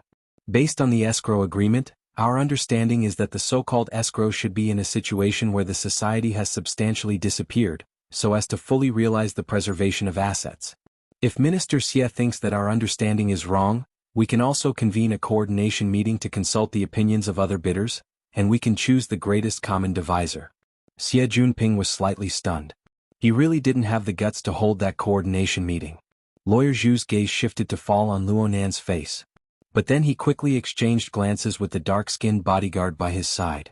The latter nodded slightly before speaking. So this is the student Luo Nan who just joined the club? I just saw the announcement of your joining the club on the website. I'll take the liberty to ask. What's your reason for joining the club? Did you go through the relevant investigations? Did you have an understanding of the Order Club's circumstances before joining the club? Luo Nan held his notebook in his arms when faced with this interrogation. He was cold and quiet, not uttering a single word. But Xie Junping couldn't bear to watch. He shouted, "Hey hey hey. That's 3 sentences already. If you want a reason, ask me. Who knows better than me?"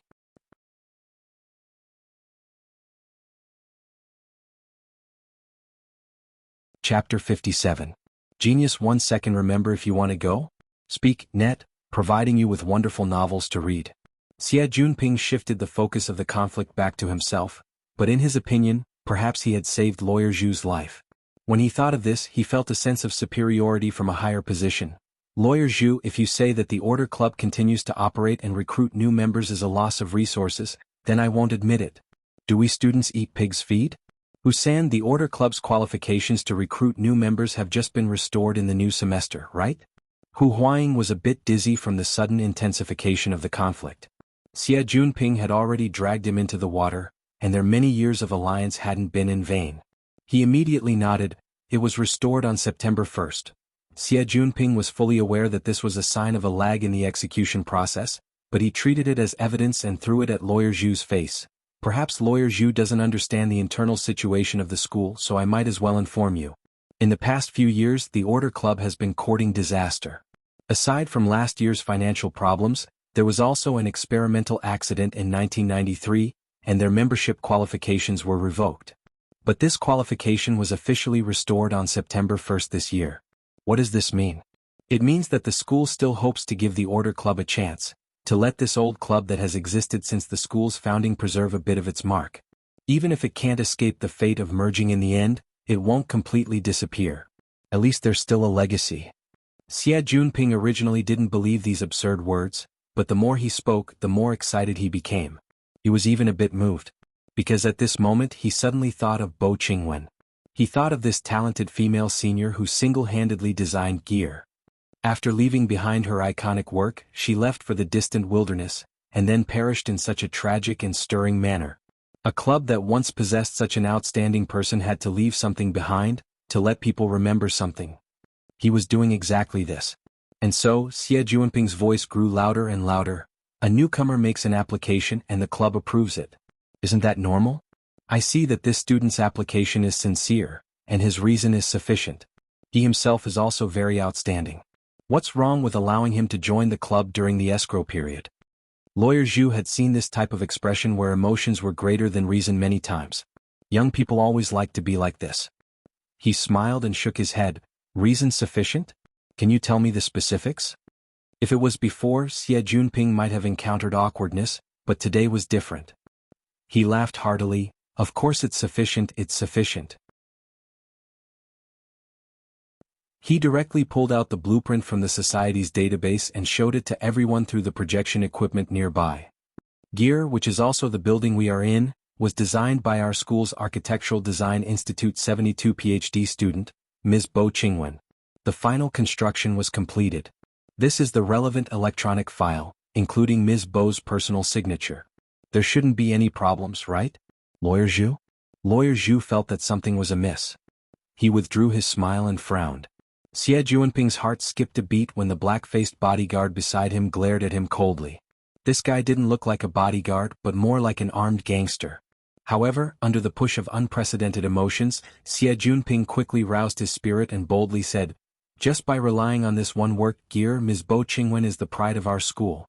Unfortunately, Lady Bu passed away 6 years after completing this work. Unfortunately, the heavens were jealous of her talent. After that, Gear's personnel changed and no one remembered that stunning senior sister from back then. Until today. Xie Junping walked with large strides to Luo Nan's side.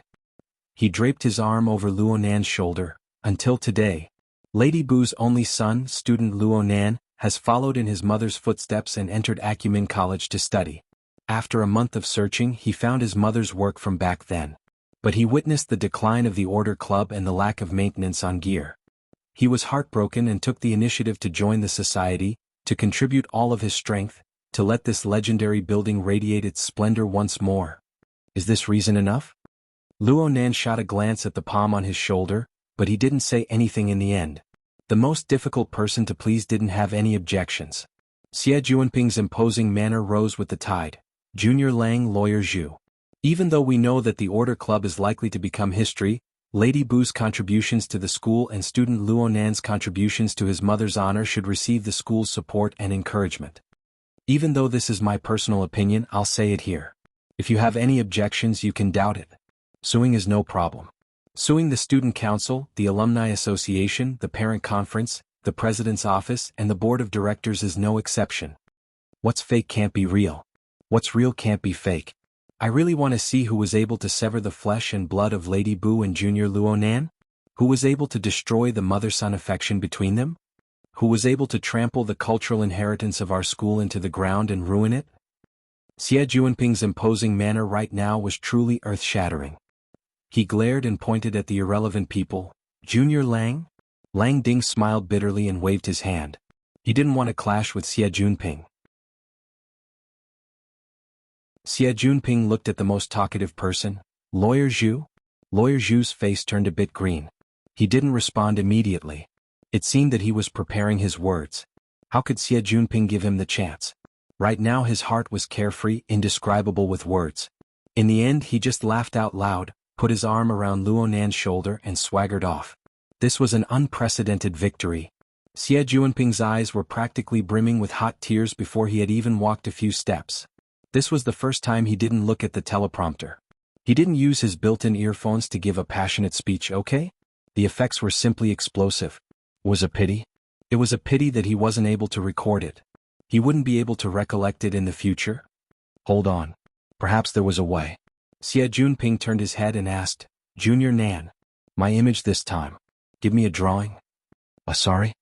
Only now did Xie Junping discover that he had forgotten himself in his excitement just now. He was still holding Luo Nan's arm and hadn't let go yet. Xie Junping immediately shrunk his neck and hastily pulled his hand back when this old man's cold gaze swept over him. Who knew that Luo Nan would give him a thumbs up in the next moment? Senior, you're eloquent. Xie Junping coughed. He wanted to be a bit reserved. I've seen this bunch of litigators many times.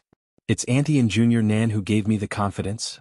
In the end he couldn't help but grin and laugh loudly. He couldn't control his mouth in the end. Speaking of which, Junior Nan, just give me a drawing.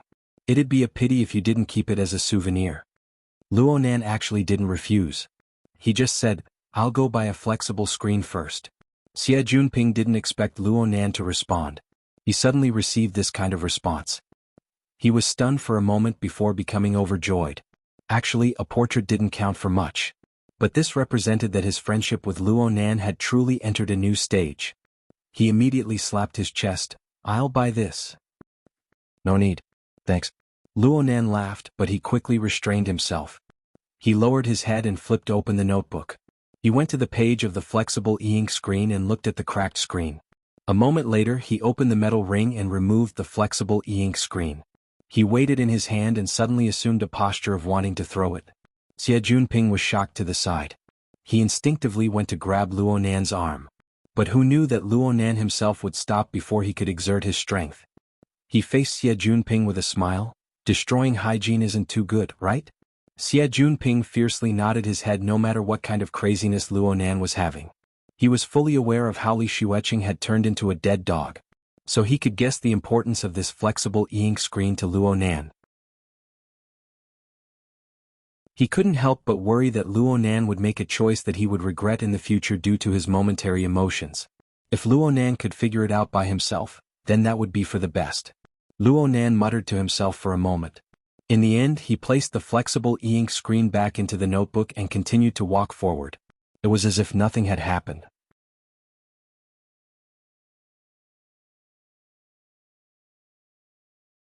Chapter 58. Genius 1 second. Remember if you want to go? Net provides you with wonderful novels to read. Xie Juanping's luxury car sped along the high-speed magnetic track. For a rich kid like him, a phantom being sealed was just an opportunity for the other collections in the garage to show themselves. Xia City had already entered the darkness of night outside the car window. It was rush hour, but the city was rarely congested. Over the past few decades, billions of tons of soil, steel, and other special materials had been used to build the magnificent metropolis according to the will of mankind. More than 200 million people were crammed into the limited land. But it could still operate efficiently. Just like transportation. From the ground to the sky, Xia City was divided into 20 layers of transportation. They were divided into hundreds of millions of different types of transportation. Even when the traffic was the most dense, it only took about 20 minutes to cover the 40 kilometers. Xie Junping volunteered to take Luo Nan home, so Luo Nan was happy and relaxed. He seized this time to familiarize himself with the newly purchased flexible e-ink screen, mainly the feel of the screen and the electronic pen. As for the other configurations, they were meaningless. When the external neurons seeped into it and connected to the battery module, the familiar interface that hadn't changed for 5 years appeared in front of him. However, the gear icon that still existed in the laboratory was nowhere to be seen, indicating that the special hardware and software foundation still had a certain impact on the external neuron.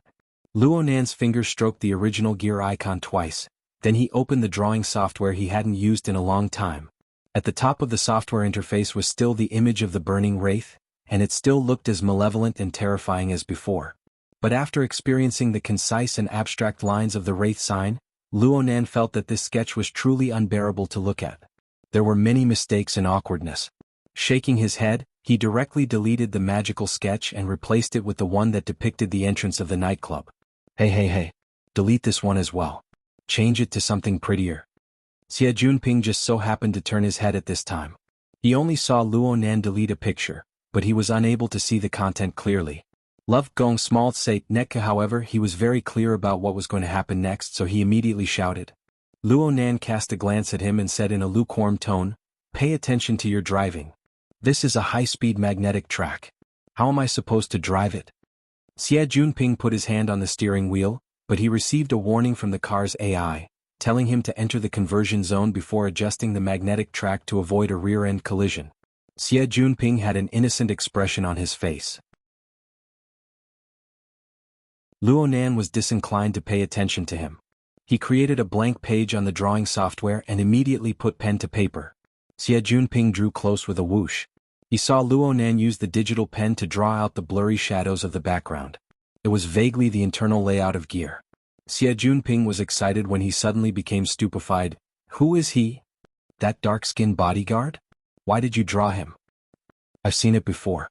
Luo Nan sketched out the outline of the dark-faced bodyguard. He wanted to add a few fine strokes, but he was a bit hesitant. For him, this was a rather rare situation. Xie Junping was still a little unconvinced. Who is he? I saw it on the ship Lanshan yesterday.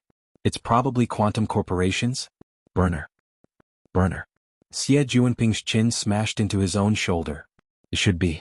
Back on the warship, it was this dark-faced man who dragged Quantum Corporation's deep blue walker armor. He drove past Luo Nan's side. The two of them made eye contact, and the dark-faced man even sealed his outer armor with a membrane, as if he was guarding against a thief. The process could not be considered pleasant. Xie Junping was drenched in cold sweat. It seemed that he had clashed with the dark-faced man's gaze when he was passionately giving his speech. If the dark-faced man were to slap him, his recently upgraded mouth would probably shatter into pieces. In comparison, Quantum Corporation's deterrent power wasn't as direct. Luo Nan just shook his head at Xie Junping's performance. He flipped over the page and put his pen to paper once more. This time it really was Xie Junping's image. Even though it was clearly a gift, Luo Nan didn't deliberately add more ink. It was the same as before, a few strokes and the image appeared clearly. This person had his arm around Xie Junping's shoulder while waving his arm. He seemed excited, angry, and a bit crazy. But the arm around Xie Juanping's neck and the shadow on his flank made this somewhat out-of-control action turn into a somewhat upright and unyielding guardian. Xie Juanping was still yelling, "How could I be this crazy?" But after seeing the overall composition, he became happier the more he looked. This continued until he was grinning from ear to ear. He was satisfied to the extreme. In the end, there was only one point of dissatisfaction. "That's you on the side, right? Why didn't you draw it?" "I'm not good at self-portraits." Luo Nan responded simply and immediately sent this picture over. He didn't care what Xie Juanping did with it. And then Luo Nan selected the 2 new sketches he had drawn as well as the ones he had accumulated before. He pressed on the screen for a few seconds and the second layer of the drawing software opened up. It was the true appearance. He had tried it yesterday in the confinement room of the warship and failed. Today he switched to a different machine and everything went smoothly. The main body of the second layer was the tetrahedron on the title page of his grandfather's notebook. It was just that it didn't have an inscribed sphere or an outer scribed sphere. Instead, it was divided into 5 roughly equal layers. It rotated within the gray background. Xie Juanping's gaze shifted over. He was a bit curious. Maslow? This interface really did look very close to the diagram of Maslow's hierarchy of needs. This theory arranged a person's needs from low to high, from basic to complex. It was like a staircase that was arranged into 5 layers. As long as one had a bit of common sense in sociology and psychology, they wouldn't be unfamiliar with this classical theory and related diagram from the last century. Xie Juanping pointed and said, "From bottom to top. Physiology, safety, social interaction, respect, and self-realization? It's students, employees, technicians, clergymen, and politicians. So vulgar. I'm saying that these occupations can be arranged in a staircase?" Luo Nan didn't explain. Right now he had selected a dozen or so sketches, and they all moved into the enclosed space of the tetrahedron. There were at least several hundred similar artworks scattered within. Within the enclosed space, all the sketches were scaled down. They began to flip up and down as new sketches entered. It looked like a marvelous card set that was repeatedly shuffled and rearranged under the drive of the software. Several seconds later, the positions of the several hundred artworks within the card shuffling machine were determined. The vast majority of them were arranged in the bottom 2 layers. Occasionally there was a 3rd layer, but the 4th and 5th layers were all blank. I can play with them like tarot cards? A fortune teller? Which company made this software? Xie Juanping was attracted by the marvelous changes in the interface. His mind was filled with questions. At the same time, he opened his eyes wide and strove to find his own image. "It's my father's work." Xie Juanping immediately became honest. He roughly understood Luo Nan's temperament now. He knew that Luo Nan wouldn't be in a good mood as long as it was related to his father. Luo Nan was much quieter for the rest of the journey. The flying car arrived at Blue Bay Community at approximately 7:15. This was a bit later than the usual time to get home. Luo Nan bid farewell to Xie Juanping and walked into the community. Soon a scratching noise rang above his head. The familiar rhythm indicated that it was ink greeting him. Luo Nan didn't raise his head as he walked into the apartment building's elevator. He opened his notebook after choosing his floor and stared at the flexible e-ink screen. He stared blankly at the special interface of the 2nd floor. Then he sneered. That coward would forever shrink his head and tail even though he was declaring his existence. The drawing software was like this. The external neuron was like this. The tree-hole space. Was it like this? Luo Nan didn't know, but the burning pain in his heart could not be clearer. The elevator reached the floor and the metal door opened. Luo Nan closed his notebook with a bang and walked out with large strides. The home AI sensed his existence and opened the front door after confirming it. Luo Nan stepped inside, but he was slightly startled. The lights in the living room were on. A middle-aged lady was sitting on the sofa, handling business through her wristband. She raised her head when she heard the door open. She looked straight at him with an expressionless face.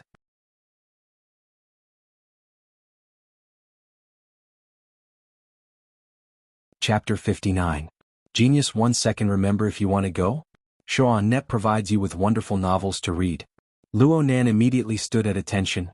Aunt? The middle-aged lady on the sofa was Luo Nan's aunt, Luo Shuqing. She was small and thin, with a plain face and a quiet and serious temperament. Luo Nan hung his head as usual in front of this elder. Auntie, you came from so far away? There's someone who just won't budge no matter how much I ask. So, I came over to pay my respects. Mrs. Luo Shuqing's poisonous tongue was as sharp as ever. It immediately made Luo Nan speechless. It was only then that he realized why it was so easy to pass the inspection last night. His aunt had probably already made up her mind to come here for a surprise inspection. Well, that was my aunt's style. Luo Shuqing looked at her watch and stood up. Let's go. Your uncle has already prepared dinner and is waiting for us. She didn't give Luo Nan any chance to object. Luo Nan still wanted to struggle a bit. There's no need to go through so much trouble. Since you know it's troublesome, don't go looking for trouble. Luo Shuqing walked to Luo Nan's side. She was a head shorter than her skinny nephew, but her imposing manner was a head higher. These are extraordinary times. You're extremely daring. You live in a high-rise apartment and aren't afraid of the building collapsing. But your uncle and I are old. We're scared witless. We're counting on you to go back and look after us. Luo Nan gaped, but he discovered that he didn't have the strength to argue. He really didn't have the strength. He had been working non-stop for 40 hours, and he hadn't closed his eyes once during this time. He faced the burning wraith, the burner, the ability users, and the secrets of the external neuron and gear. Countless information poured in and burst forth, and there was also the intense washing of emotions due to his mother and coward. He had practically overdrafted all of his energy. At this moment, he felt as if he had just returned home after a long and arduous march. Then, in the face of his aunt, who had always treated him as her own daughter, in the face of a rare family member who could completely relax, why should he argue and torment himself? In a moment of stupefaction, Luo Shuqing had already forcefully pulled Luo Nan's shoulder to face the door. Everyone, time is precious.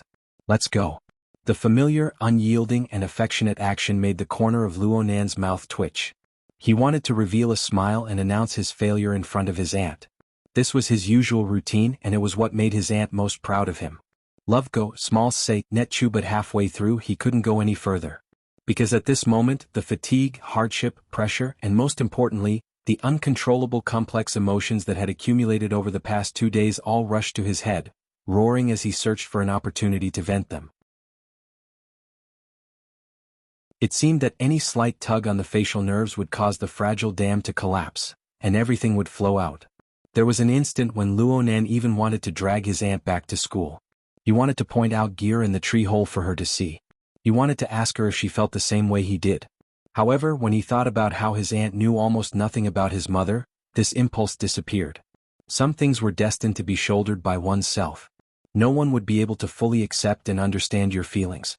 The fact that he was able to tell Xie Junping so much today was already a sign of him losing control of his emotions.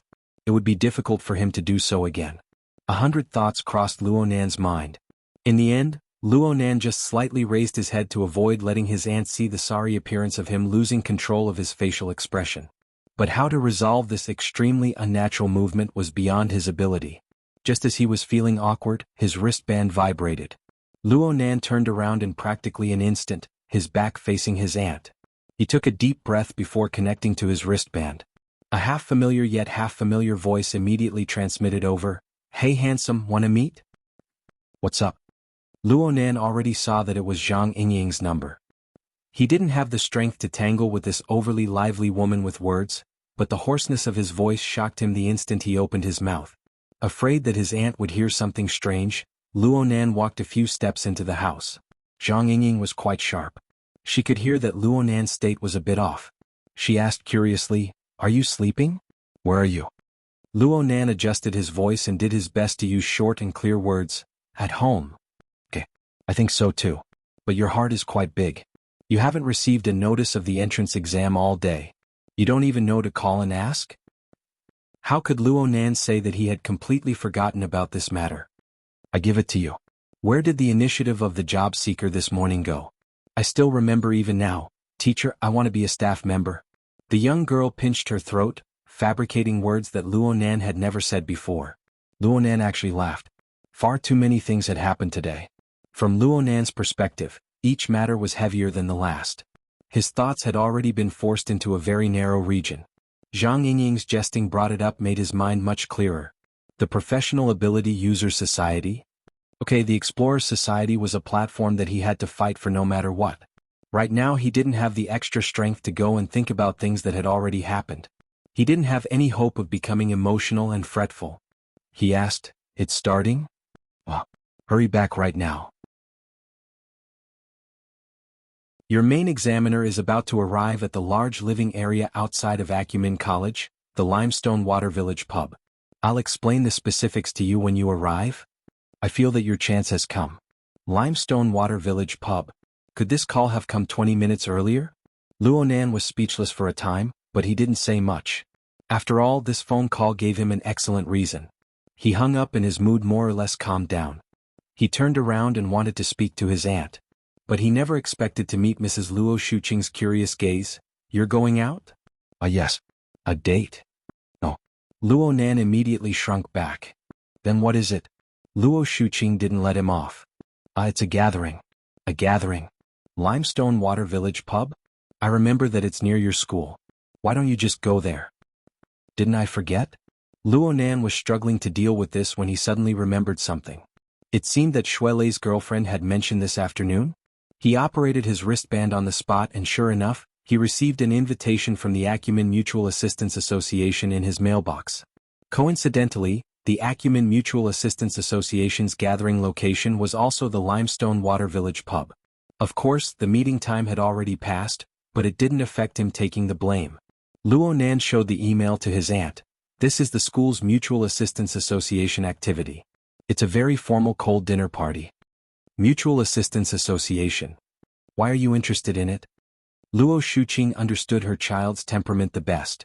With his introverted and autistic personality, how could he be interested in this kind of social gathering? Luo Nan took out a ready-made reason. The school's societies are very exclusive. It would be very troublesome without a senior to lead the way. I still haven't joined a society yet. I'm afraid of getting my points deducted, so... You didn't pass the Mystic Arts Research Society test. Yeah. Did you take the initiative to go to the Mutual Assistance Association? No, they came to find me. Luo Shuqing finally believed him when she saw her nephew's introverted and immature expression. She shook her head. Acumen College is getting worse with each batch. If you knew this earlier, why did you set your mind on getting in? Luo Nan was silent. Luo Shuqing still wanted to say more, but she suddenly saw Luo Nan's thin figure standing in the room. Behind him was the familiar apartment furnishings. She was in a trance as if she had gone back in time 20 years ago. He was also a young man and he was smiling at her. Her heart ached slightly. When she looked again, that high-spirited smile had already been replaced by her nephew's stiff and dull face. Silence and oppression accumulated in the doorway. Luo Nan thought that his reason had failed, but his face went slightly cold. It was his aunt's palm.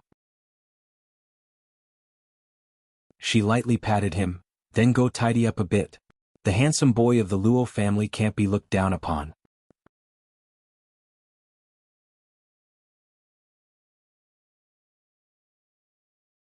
Chapter 60. Genius 1 second. Remember if you want to go? Shoan Net provides you with wonderful novels to read. Luo Nan raised his head in astonishment and met his aunt's eyes. This strong woman, who was a department head in a multinational company, was frowning. Don't tell me you want to wear your school uniform to the gathering? No, I'm going to wash my face. How could Luo Nan not know that he had passed the test? He ran into the house in a hurry. During this time he took the time to glance at the study. The large black leather box on the desk was very eye-catching, but there were no signs of it being moved, which made him heave a sigh of relief. Luo Nan quickly changed into casual clothes and came out. Luo Shuqing was actually a little dissatisfied with his appearance. He was clearly going to attend a gathering, but he still brought an old-fashioned notebook as if he was going to take notes of a meeting. What was going on? In the end she didn't point it out. She just said, "Let's go." Then she left first. Clearly she was going to send Luo Nan to the gathering location. Luo Nan was already used to his aunt's forceful style. He was a well-behaved and obedient child. The 20-minute drive to the gathering place was destined to be full of struggles. Luo Nan's lackluster high school life had lasted less than a month. He had practically been asked about everything. The emphasis was placed on his relationships with his classmates. This caused Luo Nan, whose domain was practically blank, to be in quite a sorry state. They made it to the Limestone Water Village pub with great difficulty. Luo Shuqing was like the most dutiful of chauffeurs. She directly drove the flying car to the lobby and indicated that Luo Nan could get off. At the same time her sharp eyes swept the lobby of the hotel. Luo Nan knew what his aunt was thinking, but he didn't have a single method to deal with it. He could only pray a few times in his heart, open the door, get off the car and enter the lobby.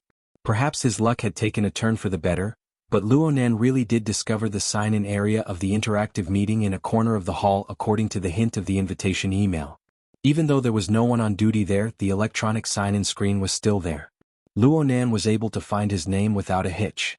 When he finished signing, his aunt's call came. "Don't stay out too late. Call me when the party is over."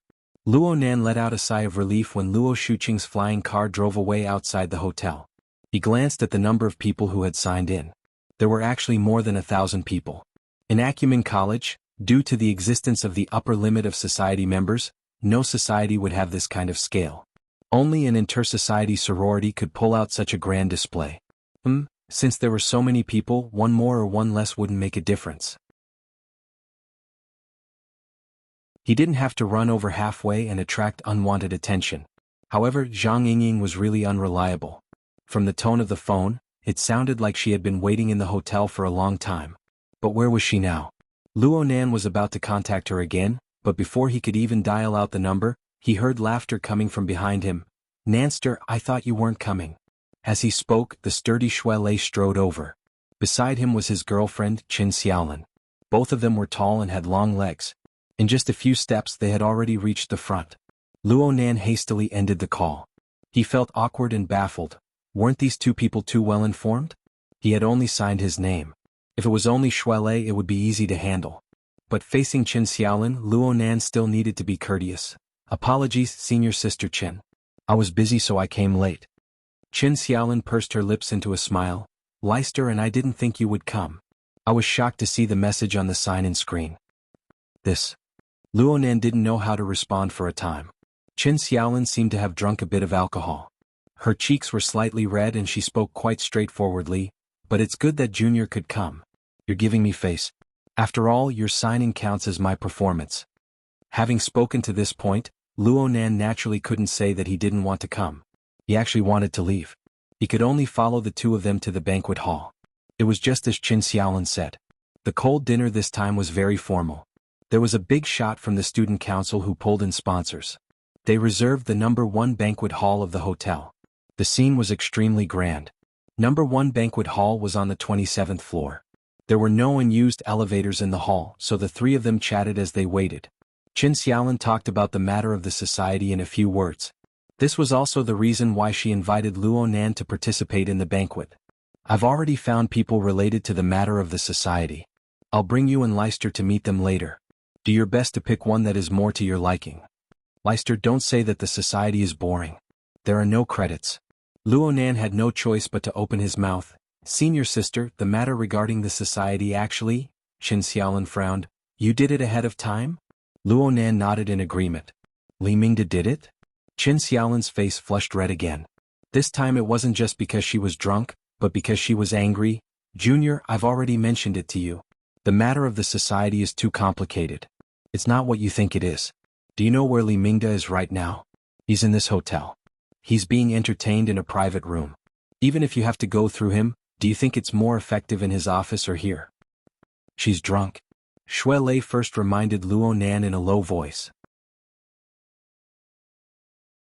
Then he turned to face Qin Xiaolin and guaranteed, "Nanster definitely didn't go through the procedures with Elder Illustrious Virtue. I can testify to this."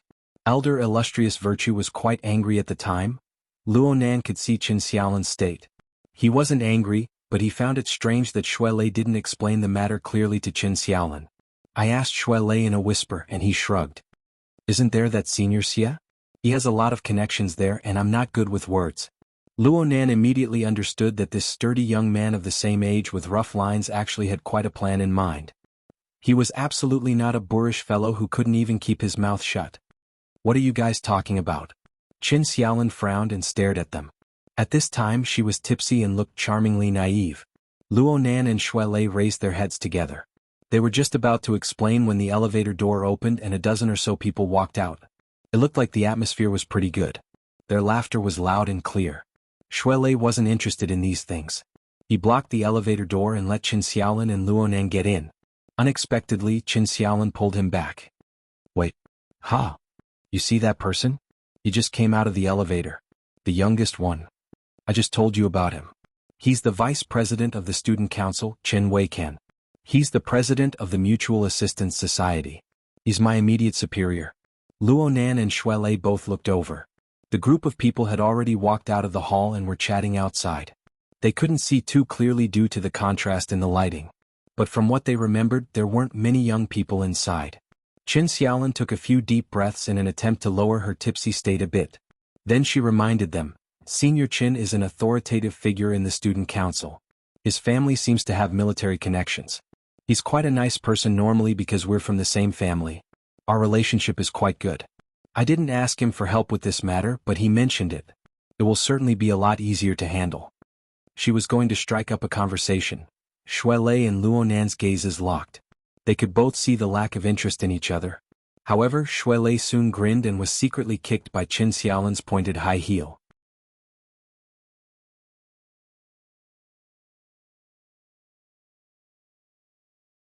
Chapter 61. Genius 1 second. Remember if you want to go? Net provides you with wonderful novels to read. Look at the people that he went out with. Just the ones that I know include the heads of the parent-teacher conference, the board of directors and the society office. These are all people that he invited to raise the standards of the cold dinner party. Even Mingde Lao Xian is not qualified to be among them. Love Gong Smalt say Neku, if you talk to him, just a few words will save you a lot of trouble. Qin Xiaolin was exasperated that Shui Lei didn't live up to her expectations. Shui Lei also frowned.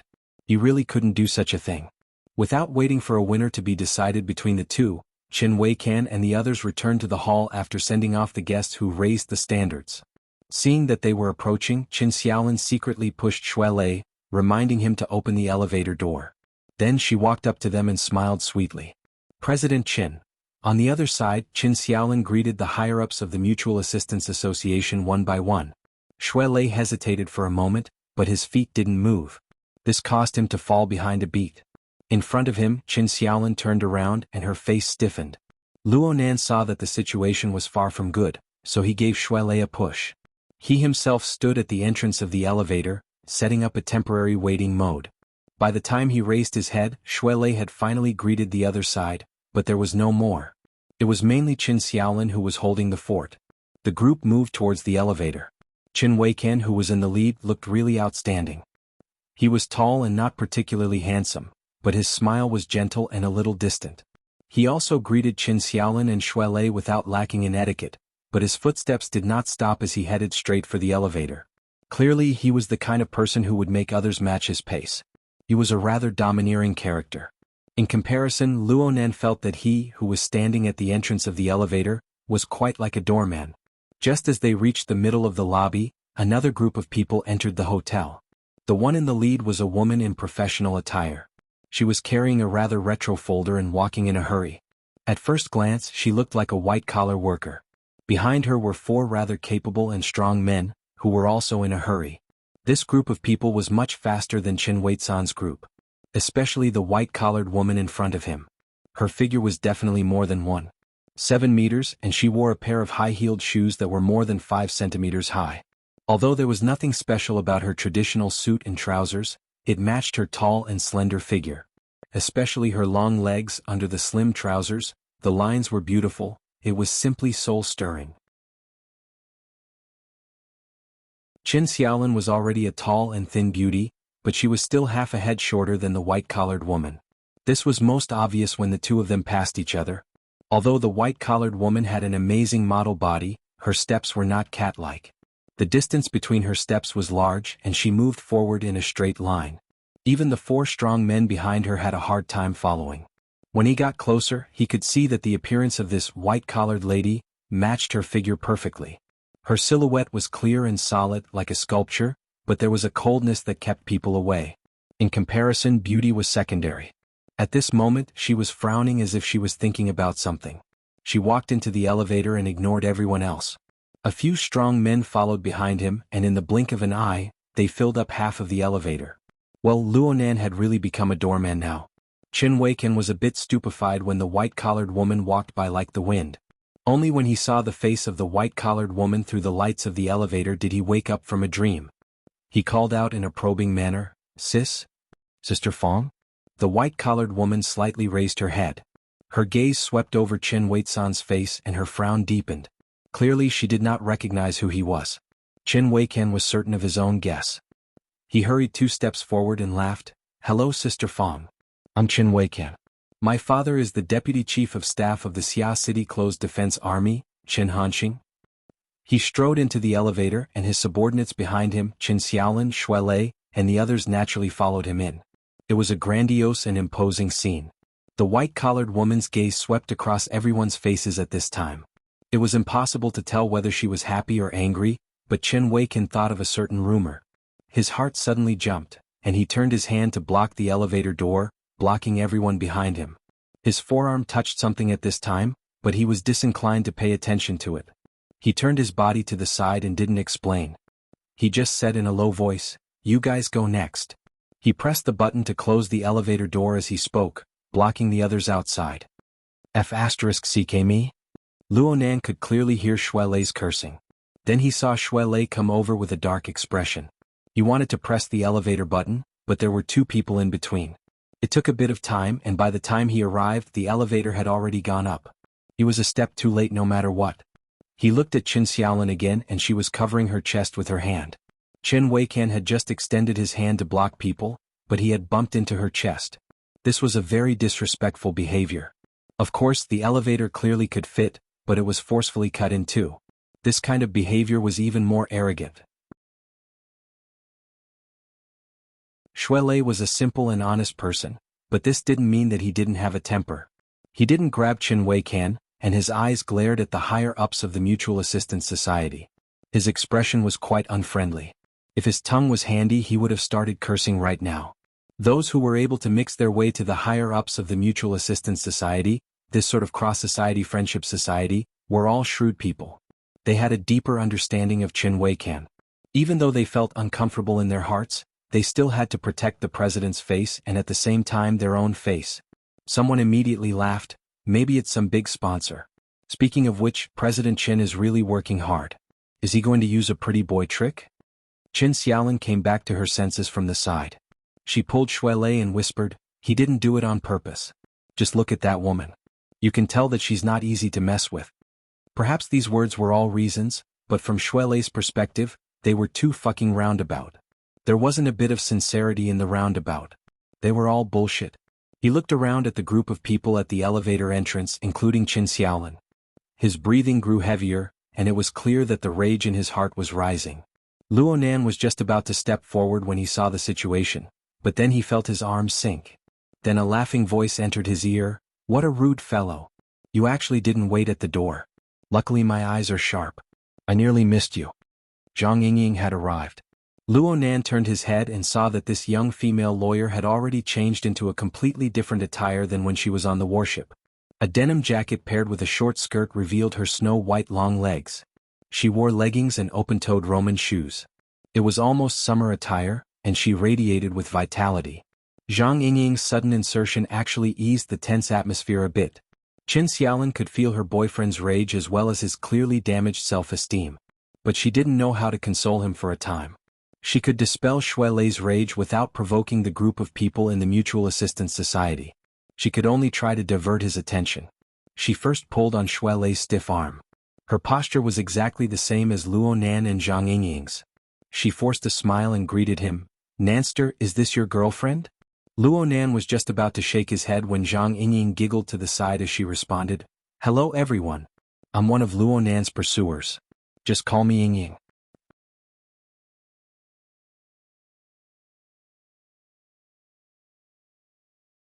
Chapter 62.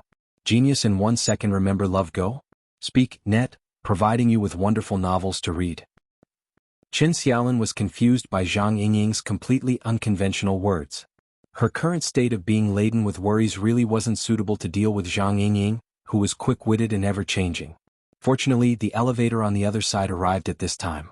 The higher-ups of the Mutual Assistance Association went over first. Qin Xiaolin tugged at Shuelei, but she couldn't move him at all. The two were a bit stupefied. Luonan held Zhang Yingying's hand and lightly bumped into Shuelei when they passed each other. Only then did the stiff atmosphere break. The group of people entered the elevator, but the atmosphere inside the elevator could be imagined. The only one who wasn't affected was Zhang Yingying. She pulled Luonan to the innermost part of the spacious elevator and intimately leaned against him. Her tall stature blocked everyone's line of sight, Come come come. Lower your head. How could Luo Nan allow himself to be pinched by her? Zhang Yingying's hand moved quickly right when he was frowning.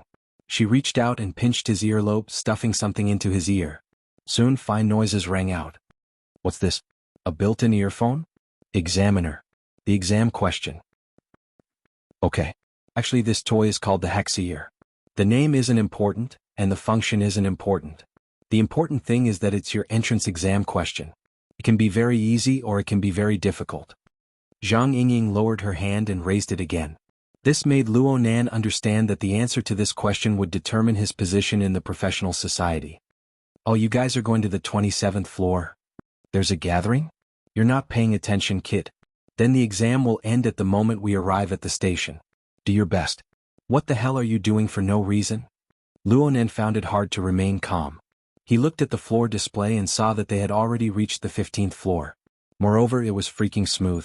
They didn't stop at all midway. They would arrive at the station in at most 10 seconds. How could Luo Nan have the time to think deeply? A trembling sound rang out on the mental plane. The heavily chained crow that was most worthy of his trust passed through his skull and swept past the foreign object in his ear. Without a doubt, the heavily chained crow was Luo Nan's highest achievement in his format. It was also the embodiment of his ultimate strength. As for the wraith sign that was transformed from a dark side of life form like the burning wraith, ability users should be more sensitive to it. Luo Nan instinctively avoided contact between the two. He didn't use the foremost position of the chain. At the same time, the external neuron maintained a state of readiness, ready to be connected at any time. After all, the first impression that this Hexier gave him was that of a built-in earphone, like a special electronic product. If the results of the exam weren't ideal, he would have to take it even if he had to cheat. Luo Nan had to fight for his position in the professional society no matter what. This was because it represented his future. The flowing thoughts and judgments actually only took an instant. The heavily chained crow cut through the Hexier and used its resolution-limited senses to roughly analyze the internal structure of this little thing. Sure enough, this was a precision electronic product. The highly integrated components made Luo Nan, this electronic noob, completely stupefied. However, there was a strange reaction that came back the moment the chain cut through. Luo Nan's mind naturally concentrated over. The fine noises by his ears were all blocked out. Only the reaction formed a series of electrical signals that stimulated the relevant regions of the nervous system. It transmitted a set of effective information in a form that could be understood by people. Oh, this form is quite familiar? Before Luo Nan could react, a gentle artificial voice rang by his ear, number 5357. Welcome to the Xia City Wilderness Explorers branch. At the same time, a translucent area opened up on Luo Nan's retina. A concise visual interface appeared. It was a traditional forum interface. It displayed that the registration had already been approved. He needed to fill in the relevant information. Luo Nan was no stranger to this sort of virtual interface. Many companies' light film products all had this sort of function. 2 hours ago, he had used the external neuron to have a similar experience. This was also done through telepathy. There was an instant when Luo Nan nearly believed that the external neuron was disobedient again. But soon he confirmed that the external neuron still maintained its original state. The Hexier was just using an extremely similar method to convert the electrical signals into the brain. Yes, it was extremely similar. Luo Nan reached out his hand to press against the icy cold metal wall. The rate of his heartbeat rapidly increased. This was without a doubt a brand new clue. A clue related to the external neuron. A clue related to that coward. He should have thought of this earlier. With his grandfather's research on the coward, he should have intersected with ability users to a certain extent. Oh my god. His decision to join the professional society was correct. Ding. An electronic notification sound rang out. The elevator had reached the 27th floor. Everyone else walked out, but Zhang Yingying stared at him with a face full of suspicion. Don't tell me you don't feel anything at all. If you're this disappointing, I'll just kick you down the stairs. Luo Nan was unwilling to let Zhang Yingying see his chaotic mood. He concealed it by lowering his head and walked straight out. Zhang Yingying followed him out of the elevator and said in shock, "It can't be. This doesn't make sense. My judgment shouldn't be wrong." This woman's buzzing was annoying. Luo Nan's already fuzzy train of thought was completely messed up. There were already welcome to the society, and so on. Of course he wouldn't believe that he had failed the evaluation. He gave a cursory glance at the information-filling interface. The vast majority of the fields had drop-down options, probably to take into consideration the fuzzy nature of telepathy input. All he had to do was choose from among them. But aside from the basic age and gender, he had never seen most of the other fields. For example, the ability source flow column. There were two drop-down options. One was the talent flow, and the other was the system flow. What the hell? Luo Nan spoke in a bad mood. Am I the talent flow or the system flow? Of course it's the talent flow. Luo Nan's mind stirred and he confirmed the options. But he still felt that he didn't understand. What's the difference between the talent flow and the system flow? The talent flow is when one is born with a certain special ability. The system flow is when one relies on an existing cultivation system to undergo arduous tempering. Zhang Yingying's voice was a bit floaty, but Luo Nan had already decisively overturned her judgment before she could finish speaking. I'm the system flow. What a joke. If he chose the talent flow, then wouldn't his grandfather's decades of research and his 5 years of hard work be completely negated? His mind stirred again and he had already changed the options on the data. But before he could ask his next question, his neck suddenly tightened. Zhang Yingying had actually tightly strangled him from behind. At the same time, the young woman's energetic body pressed tightly against him, causing him to sway violently. You saw the interface right? You're filling out the form right? You still haven't awakened right? A precision-oriented mental strengthening. This is going to defy the natural order. Luo Nan nearly fainted from Zhang Yingying's stranglehold. His brain was already a mush.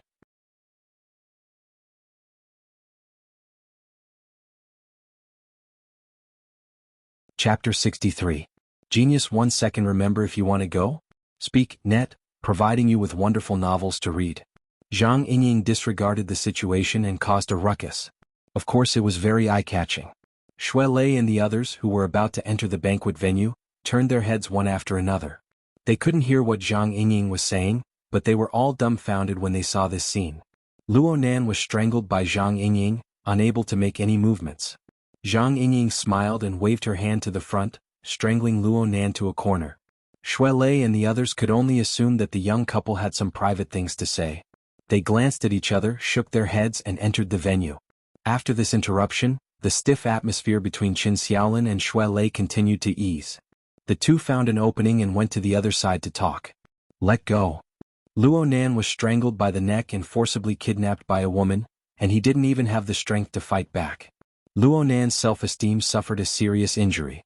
He was truly a bit annoyed. It was true that Zhang Yingying was a familiar person, but from his perspective he and Zhang Yingying clearly weren't that familiar. Perhaps it was because she felt his mood, or perhaps it was because her own excitement had passed, but Zhang Yingying took the initiative to loosen her arm.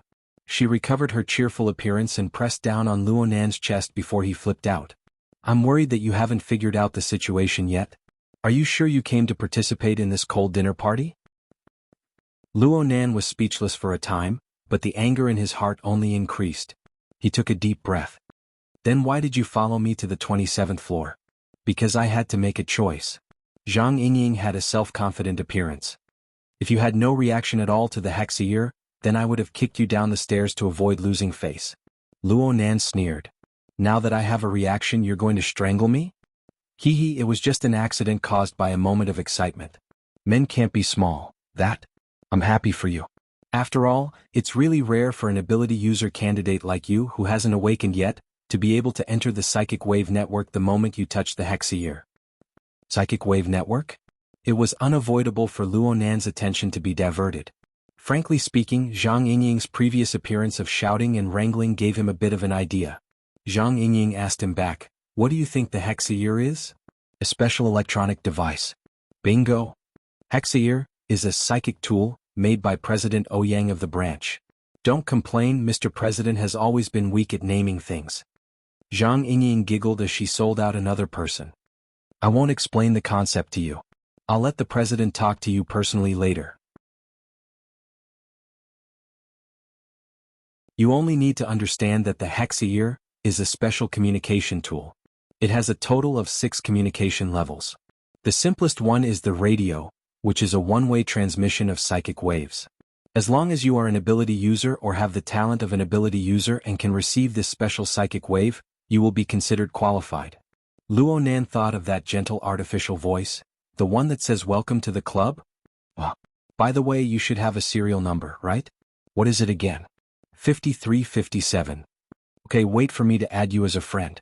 Zhang Yingying suddenly paused. She blinked and changed her mind. Why don't you add me to familiarize yourself with the operation?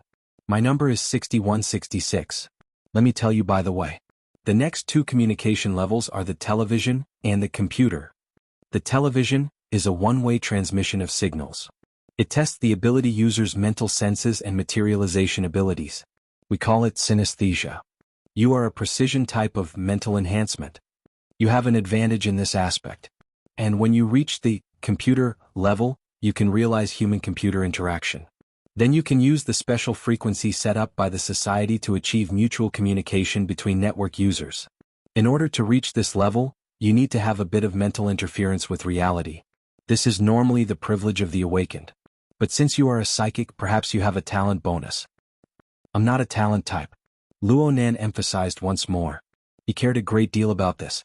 He was certain that if he didn't have a breakthrough in the format and didn't form the heavily chained crow, then he absolutely wouldn't be a psychic.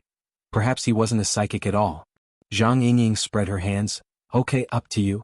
But if you don't add me as a friend, then I'm going to doubt whether or not you really have the ability. Luo Nan's face was cold as he tried to add her as a friend according to Zhang Yingying's words. But there was still a problem before his eyes. Information. Who's going to fill out stuff like information? What if some guy who doesn't like you sees it? Wouldn't that be sending your neck to the blade of someone else? Zhang Yingying's face was full of disdain as she encouraged Luo Nan. Just skip it. Come, use telepathy to control it. Try adding me as a friend? Relax, the Hexier's fuzzy calculation ability is quite strong. As long as you have the ability, just think about it. Wow.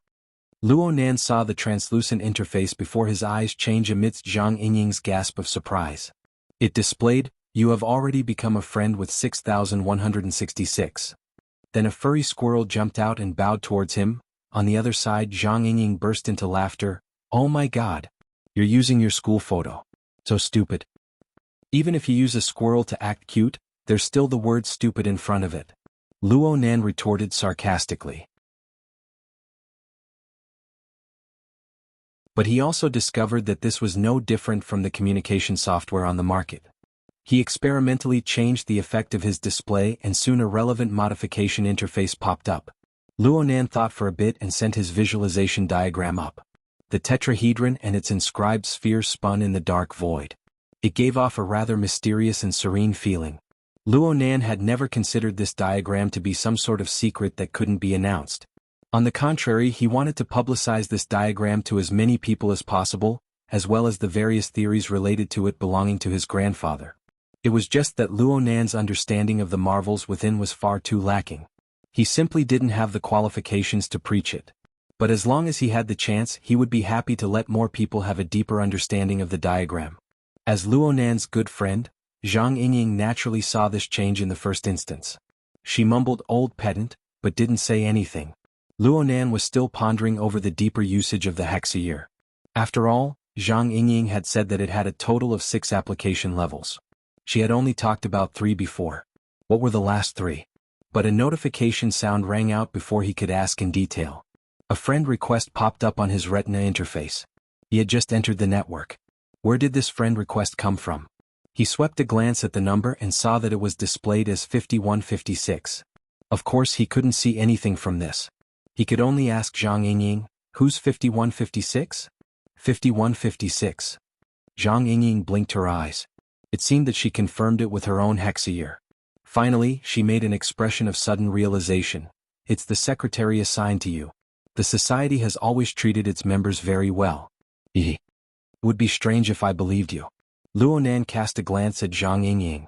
In the end, he still added 5156 as a friend. Soon, a new request was sent over, but it was the wartime encrypted communication that made him speechless. He couldn't help but glance at Zhang Yingying.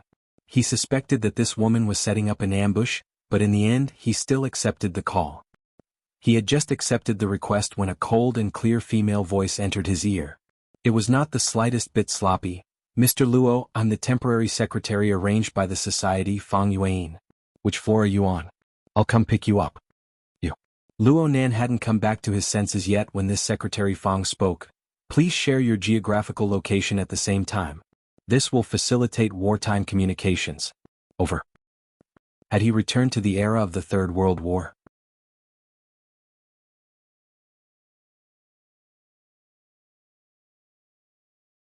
Chapter 64. Genius 1 second. Remember if you want to go? Speak. Net provides you with wonderful novels to read. Anil. Apologies to all the readers at the beginning of the month. I just discovered that the two characters, Fang Yuan and He Wei, had a conflict with the settings of the versions. I didn't check them out when I posted the drafts.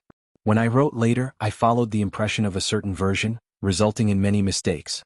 I've already revised the contents of Chapter 19, Part 1, and the title and contents of Chapter 35. This character has been renamed to He Yuan.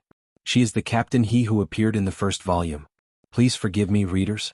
Readers who use the Crosscut app, if you wish to obtain a better reading experience, please erase all data from the app and download again. Lose weight and Kauda. No, this atmosphere isn't right.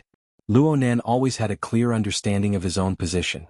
Even if he jumped out of the circle of normal society and entered the special domain of the Wilderness Explorers Society, he was still a hard-working employee. He still hadn't familiarized himself with the working environment up until now. Naturally, he hadn't found a suitable position. But now you're telling me that he even has a secretary? Luo Nan stared at Zhang Yingying. Without a doubt, this innocent-looking woman certainly knew the cause and effect. Zhang Yingying's face was as white as a lotus flower. Did your secretary say how to arrange things? Luo Nan curled his lips. How did you guys arrange things before? You just invited me to walk in the elevator? Now that the evaluation is over, can I go home? Don't. The entrance evaluation is over, but there are other advanced evaluations. The society has already booked a room on the 81st floor. He will entertain you well. You just need to bury your head in there and draw. Draw? Luo Nan's train of thought gradually straightened out. He stared coldly at her. You guys want to evaluate my psychic abilities? This is different from what you said. Zhang Yingying had an innocent expression. Yeah, I told you before. It's best not to expose the fact that you have psychic abilities. You should first familiarize yourself with the situation in the society. It won't be too late to take it out when your abilities truly awaken. Otherwise, many people will come to bother you. You won't be able to refuse them and you might offend someone. Word for word, right? Luo Nan continued to stare at her. Zhang Yingying spread her hands. The problem is that my words aren't worth a fart. Now that the boss had spoken, the situation had changed. What else could I do? I was going to explain it to you when we get there, but since you can already see the interface and control it with your mind, please switch to the homepage announcement area. The translucent interface on Luo Nan's retina underwent a change following Zhang Yingying's guidance. As far as the eye could see, the rust-colored soil and the wave-like cracks continued to extend endlessly into the depths. You should have already seen the main interface. It's the wilderness, right? There's a notice board by the side of the road. Is there? What kind of third-rate game interface is this? Luo Nan cursed silently as he read the information. In less than half a second, words like Darksider species, human-faced arachnid, virus, and so on swarmed in. They interweaved to form a blurry and gloomy screen of darkness before his eyes. Fine cold sweat seeped out from Luo Nan's spine with a whoosh. See, do I still need to say more? Right now, it was a war against the Darksider race and its infected. The government, the military, the society, and Quantum Corporation are sparing no expense to launch a search and annihilation operation in the entire city. This epidemic must be completely contained before it spreads on a large scale. Zhang Yingying's finger tapped on Luo Nan's chest, one tap after another. Her face was devoid of a rare smile. My attitude is very serious. The society's attitude is also very serious. Every ability user, no matter if they're veterans or rookies, must contribute their strength when it comes to matters related to our safety. Moreover, Mr. Luo, who has just joined the society, you are a psychic. For the current society, you are what we need the most precious resource. Luo Nan muttered, the most precious resource? Of course. Do you know how many psychics the society has right now? Even a branch like Xia City, which has over 1,000 people, only has 4. One of them is currently exploring the wilderness and won't be able to rush back in a short amount of time. As for the remaining 3, Old Master Yu is nearly 100 years old. It would be inhumane to have him run around day and night. He can only sit in the central command. Then East City and West City are divided. Old Gao and Old Bai are working hard right now. And then you discovered a new coolie? Luo Nan sneered in order to conceal the nervousness in his heart. In a certain sense, he could be considered a virus-infected person. It was just that the Darksider seed that had invaded his body had been subdued by the dark chains formed by the format's power. But the problem was that this kind of subduing didn't eliminate the roots. The burning wraith had transformed into the wraith sign, but it still retained its instincts. It was still able to devour its own kind to strengthen itself. Only the heavens knew whether or not his current state could be considered an infected person in the eyes of a group of ability users. Whether or not he was still a target to be strangled. But Luo Nan also had a sort of indescribable excitement amidst his nervousness. The human-faced arachnid. This sort of peculiar existence expanded the depth and breadth of his understanding of the burning wraith in an instant. It allowed him to overlook the ins and outs of this matter from a higher level. It allowed him to overlook the cause and effect of this matter. Moreover, he had a completely new concept of what he could do in the future. This was a large net laid down by the human-faced arachnid. He was originally a node in this net, but now it had already mutated. From the society's judgment, any other node that carried out the net operation would probably restore the human-faced arachnid to its peak. The human-faced arachnid's treacherous and bewitching nature would be displayed to the fullest. But looking at how his format was suppressing the wraith sign, wouldn't he be able to completely grasp the terrifying power of the human-faced arachnid in the end if he were to start from this point? Wasn't this the extraordinary power he had always been pursuing? It was also a power grasped by the power of his format. Perhaps this was where the mysteries of his grandfather's research lay? Hey, what are you thinking about? You're not scared stupid, are you? Luo Nan came back to his senses in a daze. He didn't immediately respond. Zhang Yingying patted his shoulder. Don't be scared. It's normal to be scared. But it's already very gratifying that you didn't cry for your mother. Relax. We just want to borrow your marvelous draw ability. And we'll absolutely protect you. Look, you have me now. Then the society arranged a full-time secretary for you. It's Yuan, right? She's a monster who entered the society with a C+ score. A genius. Her true strength can only be higher and not lower. Luo Nan concealed a smile. Don't they say that only psychics are useful when facing the Darksider species? What are you thinking about? Any qualified awakened has a method to lock onto the Darksider species in a true battle. It's just that each method is different. Many people can even see it with their naked eyes. Zhang Yingying solemnly corrected Luo Nan's preposterous and laughable train of thought. The true problem is that when the Darksider species is in a hidden state, only psychics can discover the clues. The society is relying on your ability in this aspect. Who would send you to the front lines? Oh really? Luo Nan became even more nervous. It seemed that his situation was more similar to that of an awakened. It was also an intuition.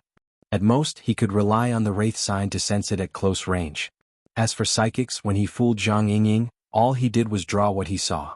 In addition, Li Xueqing had a bit of a psychic's intent. But the premise was that the burning wraith on Li Xueqing's body had already taken form. They could sense each other. This kind of situation was seriously different from the long-range senses of a psychic. What to do? Luo Nan wanted to pick up his notebook right now. He wanted to make some gestures to avoid making a fool of himself on stage. In fact, he really did take out his notebook. He opened the flexible e-ink screen and drawing software.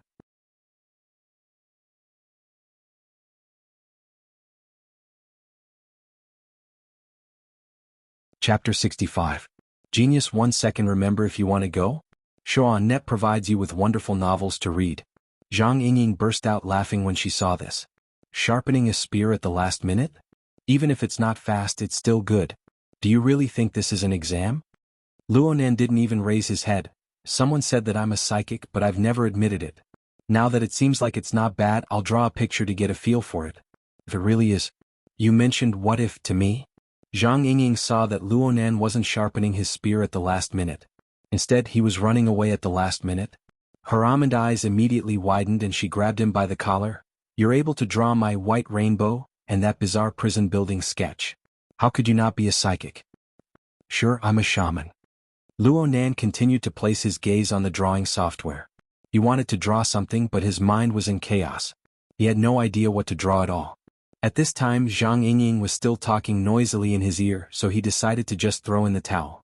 You were the one who introduced the concept of shamans to me. I'll also take the association's offer. Anyways, in the end, it'll be you, Sister Ying, paying the bill, right? Luo Nan had never used such an intimate form of address before. It made Zhang Ying fall back in disgust.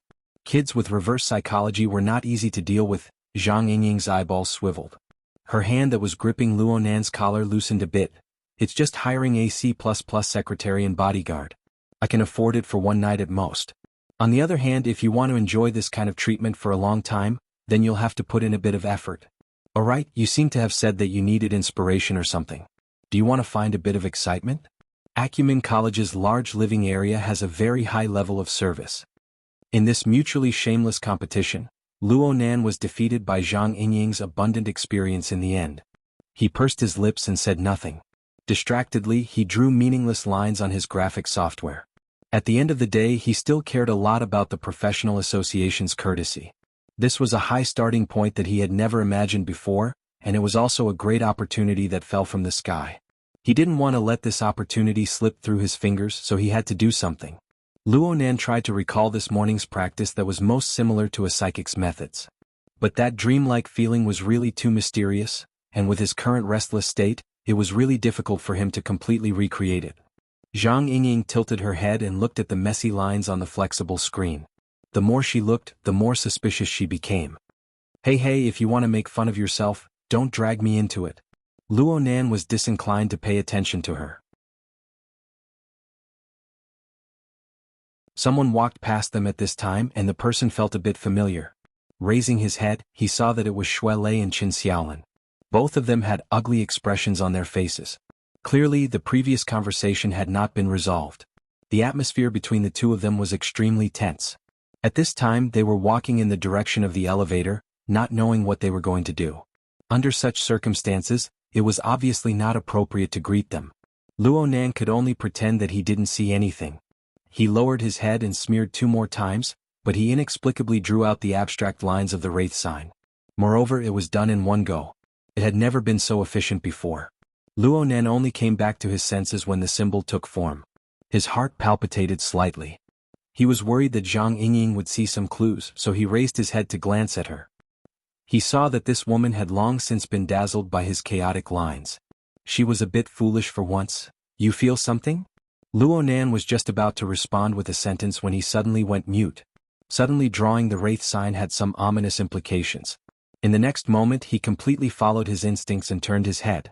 Shui Lei and Qin Xiaolin had already gotten into the elevator. The lights in the elevator shone down, but they were unable to illuminate the gloomy faces of the two. He felt that a dispute could erupt between the two at any time. And at this time, a bizarre thought flashed through Luo Nan's mind. It was the information he had just looked up this morning. It came from the Secret Star forums. It was a suspected mental illness, a human tragedy triggered. The wife killed the husband, and before this, the husband and wife experienced a nightmare at the same time. Alert! Alert! Alert! The bold-faced words of the Secret Star forums appeared in his mind. Luo Nan closed his notebook with a bang. He turned around and headed toward the elevator, shouting loudly at the same time, Shui Lei. This loud shout was absolutely impulsive. Even Luo Nan found it a bit hard to continue after the shout left his mouth. He didn't know how to explain himself. But right at this moment, a trembling sound rang out on the mental plane. The heavily chained crow hummed.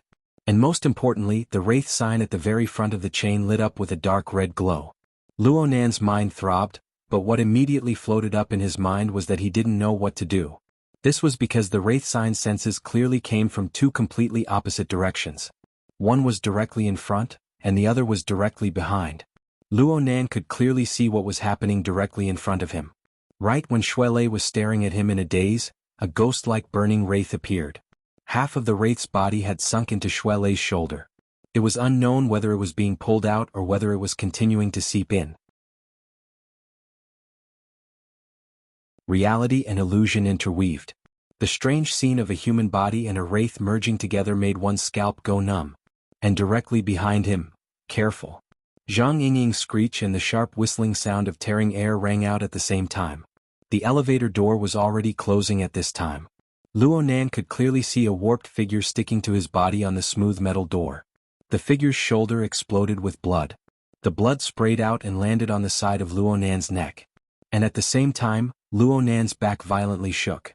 It was as if someone was pushing against him, causing him to fall forward. But the force was too great. In the end, Luonan's feet didn't touch the ground at all. He soared into the air and collided with the elevator door that had yet to close. The elevator door approached at high speed, and the gap between the doors slowly shrank. Luonan could roughly understand that he was probably being used as a tool to block the door. Then the elevator door opened to the two sides at this time. A figure staggered and fell to the side, smashing into a corner of the elevator. It was Qin Xiaolin. As for Shuelei, this big fellow who was being cut by half of the wraith was blocking the door. His simple and honest face even carried a bit of childishness. He was like an angry Vajra, and his thick palm chopped down at Luonan's face. Perhaps it was because of the haste, but Luonan didn't even have the time to stir up his negative emotions. Right now Luonan was actually quite calm. In the blink of an eye, Shuelei's palm cut past Luonan's ear. He grabbed Luonan's shoulder and pushed down lightly. Luonan instantly broke free from his suspended state. He involuntarily tumbled and fell into the corner of the elevator, in the same direction as Qin Xiaolin. Luonan's field of view spun as he tumbled, but the heavily chained crow drove the wraith sign. The entire surrounding environment of the elevator was mapped into his brain. At the same time, an angry roar rang out beside his ear. Shuelei had already collided with the shadow that had pounced into the elevator. It looked like Shuelei wanted to knock the person out of the elevator. But the opponent's momentum was far too strong. Shuelei's majestic body was actually completely unable to resist. His entire body fell backwards, smashing heavily into the back of the elevator. From Luonan's senses, it seemed as if the entire building was swaying.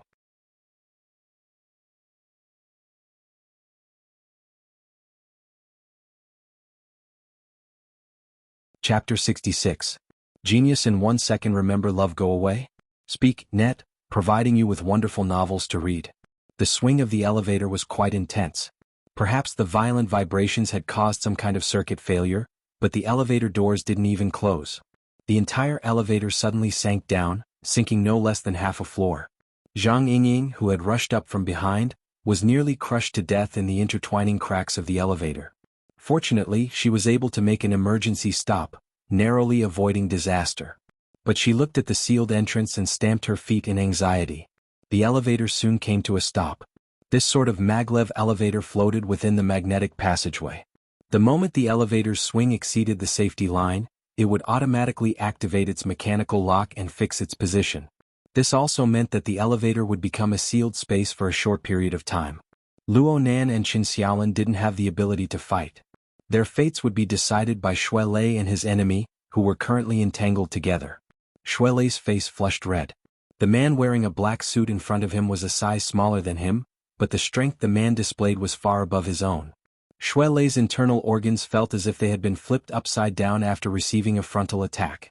Even breathing was difficult for a few seconds. What was even more bizarre was that the other party clearly had a serious wound on his shoulder that tore through his flesh and bone. His face didn't have any distinctive features, but it was so apathetic that it made one's heart go cold. His exertion of strength wasn't affected at all. Right now, the two's arms were pressed against each other and their legs were apart. Their entire bodies were entangled together. Shuelei was just about to use a wrestling method to seize back some of the initiative, but he saw his enemy open his mouth, revealing dense white teeth, and directly bite at Shuelei's throat. Shuelei grunted and relied on his height to smash down with his head. His forehead collided with the enemy's face, blocking this vicious beast-like bite. It was reasonable to say that Shuelei's choice was brave and correct. The position of his collision was also advantageous. But the other party was clearly bleeding from his nose and mouth, yet it was as if nothing had happened. Shuelei's head was dizzy, and in the end, it affected his body's exertion of strength. His feet floated slightly, and just as he was about to cry out in his heart, his whole body was lifted off the ground by the brute force of the other party. Then the world spun around him and he fell heavily on the metal floor with a hollow sound. This time he almost threw up his heart and lungs. However, years of arduous training came into play. The instant Shuelei lost his balance, he almost instinctively twisted his legs, and in the end he still managed to trip the enemy. Taking advantage of this gap, Shuelei's majestic body contracted at an unbelievable degree, and then bounced up again. Just as the enemy was about to pounce on him, Shuelei took advantage of the momentum to deliver another headbutt. This time it was from the bottom up, hitting the enemy's chest. After 2 consecutive tremors, Shuelei and the enemy were pushed back at the same time, hitting the metal inner wall behind them. What was worth rejoicing about was that Shuelei's grasp of direction was quite good. He pushed the enemies in the opposite direction from Luonan and Qin Xiaolin. He leaned slightly to the side and was able to protect the two who had no combat strength. He should be able to take a breather now, right? Shuelei's chest heaved up and down violently. He didn't know why, but he was in a terrible state today. His stamina consumption was especially severe. The previous round of dangerous hand-to-hand combat had almost completely emptied his stamina. Was it because he was too nervous? Shuelei couldn't figure out his own situation, and the enemy in front of him didn't immediately make a move. Instead, he used a strange and unfocused gaze to look over here. He was simply like a mental patient. Are you guys crazy? Qin Xiaolin, who was in the corner, was finally able to somewhat react after a series of unforeseen events. Everything that happened before her eyes had already completely exceeded the limits of her common sense. She knew that her boyfriend could fight very well, but she had never seen him fight to the death without saying a word. There was absolutely no reason at all. Luonan, whom she had just gotten to know today, had joined in as well. It looked like he was standing on their side. Or perhaps it was because of this fellow that the inexplicable murderer was drawn in. What she couldn't bear the most was the as-it-should-be expressions on their faces. What the hell was going on? Qin Xiaolin struggled to stand up. She felt a sense of absurdity and dread that separated herself from the rational dimension. It made her instinctively want to flee this area, to flee from these people. But how could she do this in the completely sealed elevator? She could only shout at the top of her lungs, "Can't you guys stop and talk nicely? We're all trapped right now." Shut up. Short shouts came from the mouths of 2 people at the same time. Shuelei and Luonan spoke in unison, shouting to stop Qin Xiaolin's irrational actions of not understanding the situation at all. After shouting, Shuelei locked onto the enemy in front of him with full concentration. Luonan spoke a few more words. "Senior sister, please calm your emotions, okay?" As he spoke, he turned his face to face Qin Xiaolin from all sides. Qin Xiaolin was stupefied for a moment. She was locked in place by Luonan's mottled and strange gaze. It was as if all the strength in her body had been sucked out in an instant. She leaned against the corner of the elevator, her mind a field of blankness. Luonan used hypnosis to temporarily control Qin Xiaolin. Then he raised his head to look at the upper part of the elevator. Shuelei's attention was on the formidable enemy before him, but Luonan's attention was on an even stranger level. The burning wraith that had struggled within Shuelei's body in the previous fight had already drilled out from Shuelei's body. It had seized a considerable amount of blood and energy. And at the same time, the burning wraith also leaped out from within the body of the fierce black-suited male. The two intertwined and fused together before Luonan could react, growing stronger in an instant. This sort of change really exceeded the scope of Luonan's reaction. Luonan also wanted to resolve this problem. The heavily chained crow had already been released and the wraith sign was glowing. But it didn't display the crushing superiority of the previous few times. It even displayed a bit of caution and conservatism. This was because the burning wraith that had just fused together in the elevator was the most powerful one Luonan had ever seen. Even the one Luonan had once controlled to turn the military transport ship upside down seemed to be somewhat inferior. The appearance of the burning wraith's body was even more similar to the appearance of the human-faced arachnid from the R&D district. Luonan saw the information from Quantum Corporation and confirmed a step further. The burning wraith's body was indeed like a hybrid between a human and a spider. To be more precise, it was a giant spider that was clinging onto the back of a human. Half of its body was fused into the human's body. The two shared the same head. It was ugly and demonic.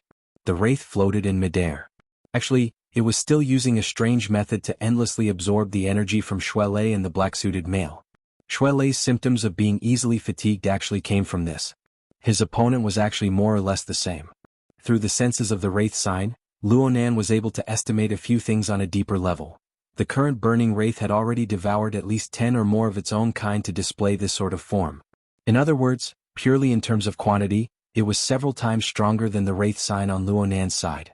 Luonan couldn't help but sigh at his own naivety as he thought about the hunting thoughts that had just existed. This was the rhythm of being devoured by the enemy.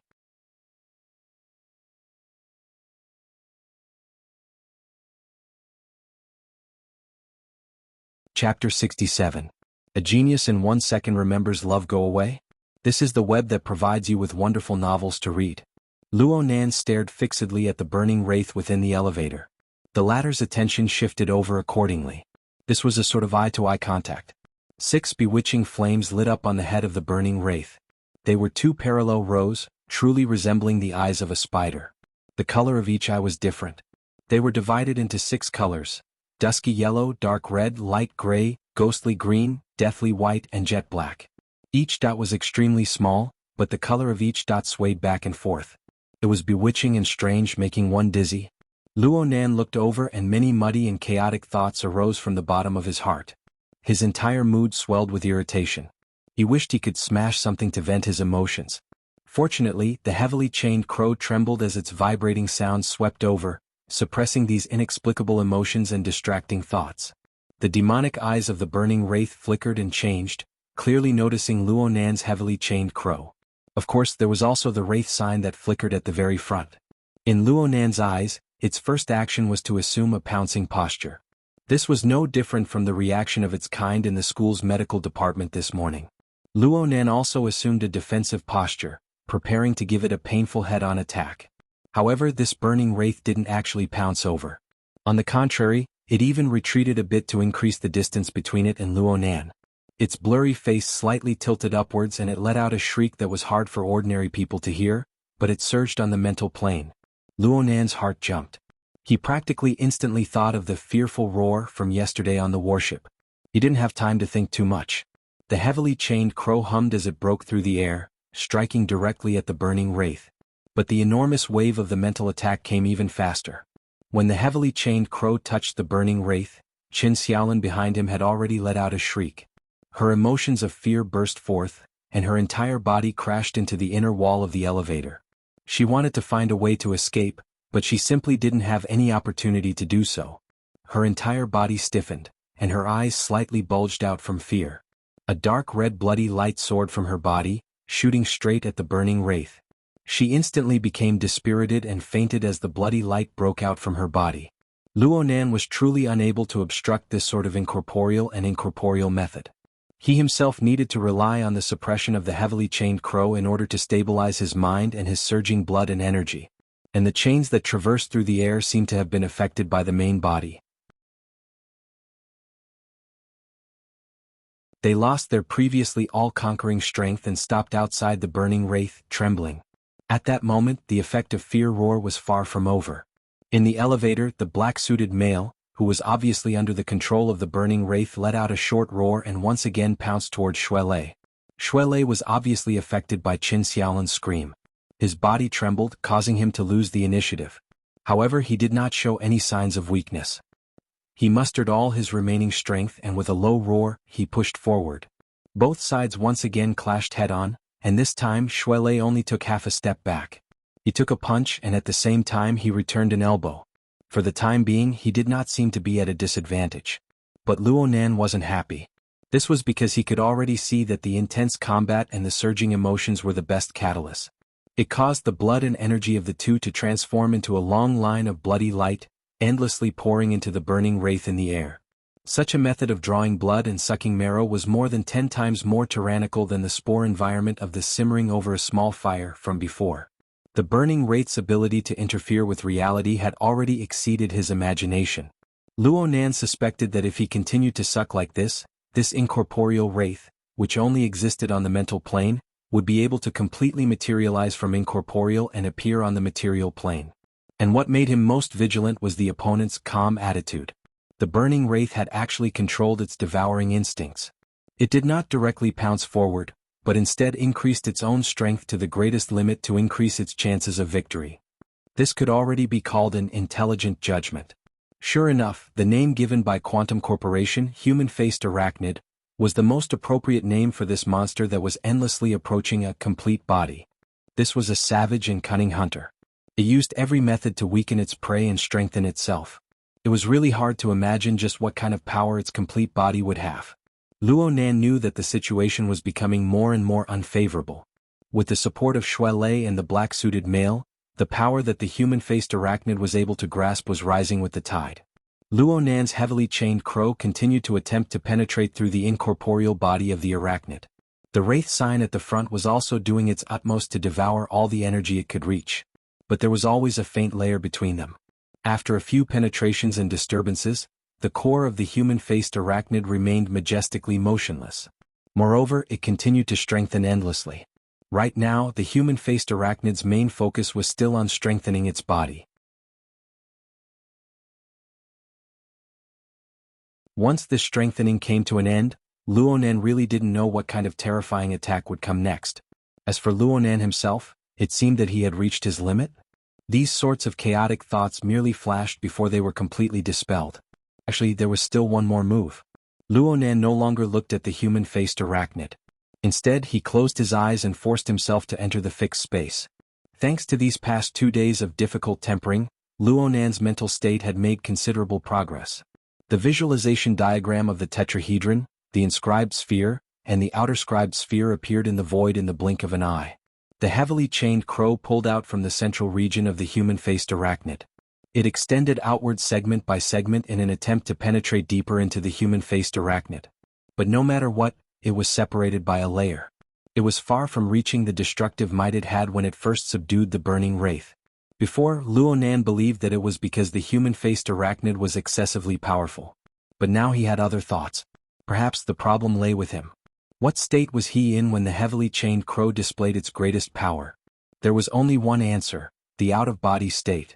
The feeling of being transparent and clear, which disregarded all material objects, had disappeared ever since he returned to the out-of-body state. Luo Nan didn't understand the reasoning behind it, but the threat was right in front of him. He didn't have the time to ponder over it. Even if he treated a dead horse as a living one, he still had to go. The out-of-body state was an unfamiliar experience for Luo Nan.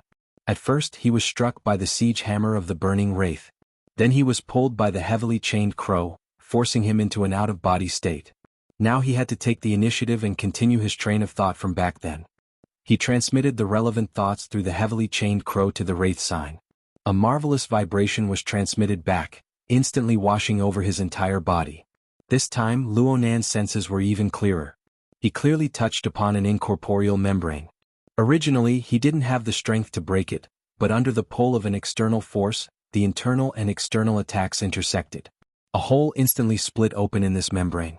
He immediately lost his bindings and floated up. Luo Nan's eyes were still closed, but his senses on the mental plane were completely opened. And at this moment, he met the peerlessly bizarre gaze of the human-faced arachnid. In the state of a soul body. The rattling sound of the heavily chained crow's trembling seemed to be even more fine and clear. It was precisely this subtle change that made Luo Nan instantly understand that his judgment was correct. The previous barrier wasn't because of any other reason. The most important reason just happened to come from his fleshly body. He definitely had to carefully study this problem later. In front of him, the human-faced arachnid's 6 eyes flickered. It was a bit eager to make a move. Perhaps it felt that it had accumulated enough superiority? Or perhaps Luo Nan in the out-of-body state looked more delicious and easier to bully? Luo Nan abandoned his final stray thoughts and looked straight at the human-faced arachnid without fear. Let's try again? The battle was on the verge of breaking out, but in this instant the elevator's safety skylight collapsed with a rumble. A human figure flew down and smashed right into the head of the black-suited male, who had just crossed the middle of the elevator.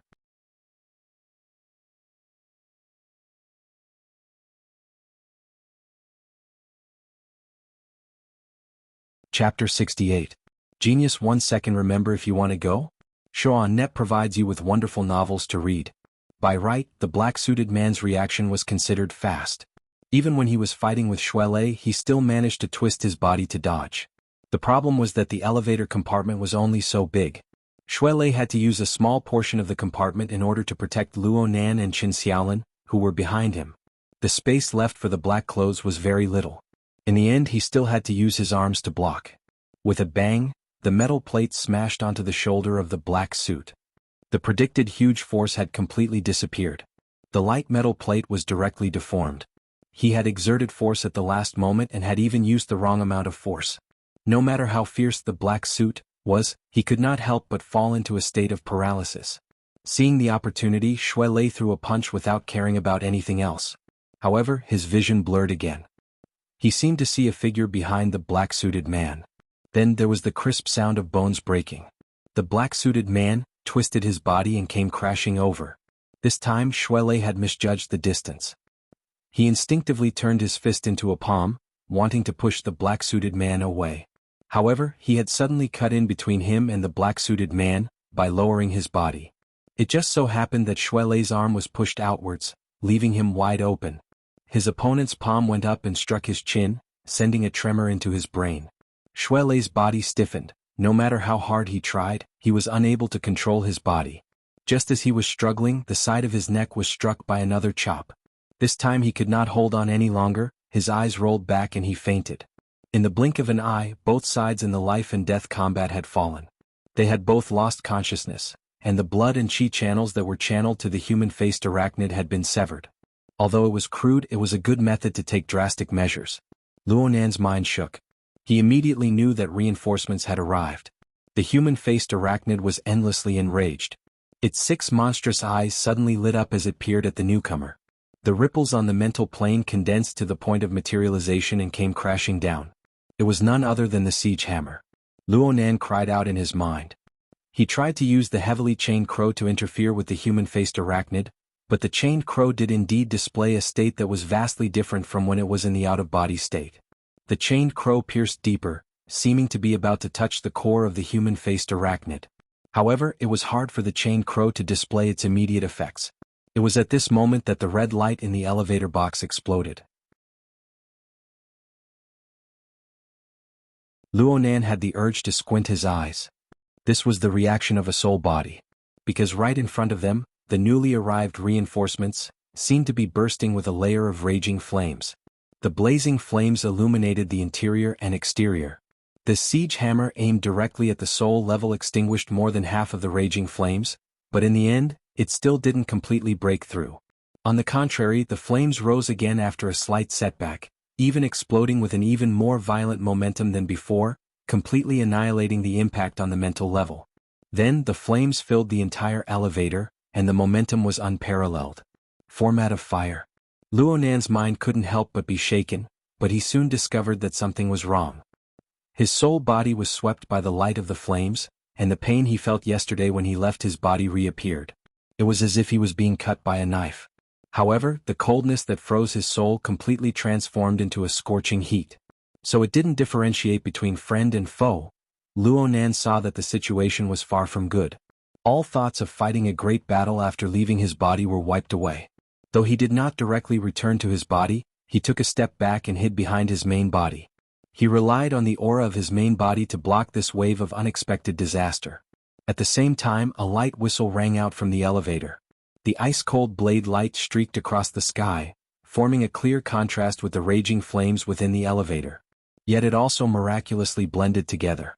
The raging flames controlled the cold blade, and the glaring trajectory branded itself onto Luonan's mental plane. It didn't disperse for a long time. Loveko, small say, Netku, this blade looked very familiar. The human-faced arachnid was already in discomfort from being burned by the format of fire, and it was even more wary when facing the blade light. It instinctively wanted to dodge. But at this time, the heavily chained crow finally displayed its use after a period of adaptation. The chains suddenly snapped straight, and the chained body that was already pointing straight at the core of the human-faced arachnid radiated a myriad of fine threads. Though it lacked a bit of irresistible momentum, no matter what the human-faced arachnid wanted to do right now, it was able to carry out some interference and suppression. It was enough for the human-faced arachnid to slow down by a bit. The blade light tore through the air and instantly tore a wound through the body of the human-faced arachnid's phantom. Everything it passed through turned into nothingness. The human-faced arachnid hissed once more, but this time it was a miserable shriek. Before the shriek had even finished, the demonic body that was about to condense into substance actually exploded with a rumble. It transformed into countless dim rays of light that penetrated through the elevator box and dispersed in all directions. There was still this move? Luonan was greatly surprised. He could feel that the human-faced arachnid hadn't received any fatal injuries. The only reason it had disintegrated was for the sake of fleeing for its life. Who would believe this sort of judgment without a certain amount of intelligence? The heavily chained crow withdrew. With the wraith sign at the front, He felt that the human-faced arachnid had instantly disintegrated into chaos. He felt that the wraith sign had torn off a piece and devoured it in an instant. Luonan didn't carefully experience it, but he didn't want to delay any longer. His soul body threw itself into his body, returning to his body, and he opened his eyes. From his angle, he just happened to see the swift and fierce blade light return. In the end, it seemed to shrink back into the sleeve. Only the heavens knew that with such a close-fitting cut, there was no space to hide the blade's edge. Luonan couldn't help but size up the figure in detail. This figure looked a bit familiar. This is... Luonan opened his mouth to speak, but a wave of dizziness suddenly assaulted him. His body leaned back, pressing against the inner wall of the elevator. The ice-cold metal surface was soon heated up by his body temperature. Sure enough, the out-of-body technique was a very dangerous move. The consumption was enormous. The soul body had to bear a portion of the attack, and the fleshly body had to bear the brunt of it in the end. Speaking of which, he hadn't even eaten dinner today. He was already very hungry. But right now, this feeling of being very full. What was going on? Luonan slowly inhaled and exhaled in an attempt to alleviate the endlessly increasing feeling of bloating. But it was useless. The feeling of being stuffed came from the mental plane. It was like the wraith sign had taken a bite and forgot to measure how big its stomach was. It had been stuffed by the human-faced arachnid's gift. The piece torn from the body of the human-faced arachnid didn't just contain pure energy. It also contained an enormous amount of information. The heavily chained crow possessed a certain analytical ability, but it wasn't able to operate properly when faced with such an enormous amount of chaotic information. Clearly, this information exceeded the limits of Luonan's understanding. What to do? Oh, perhaps it's possible.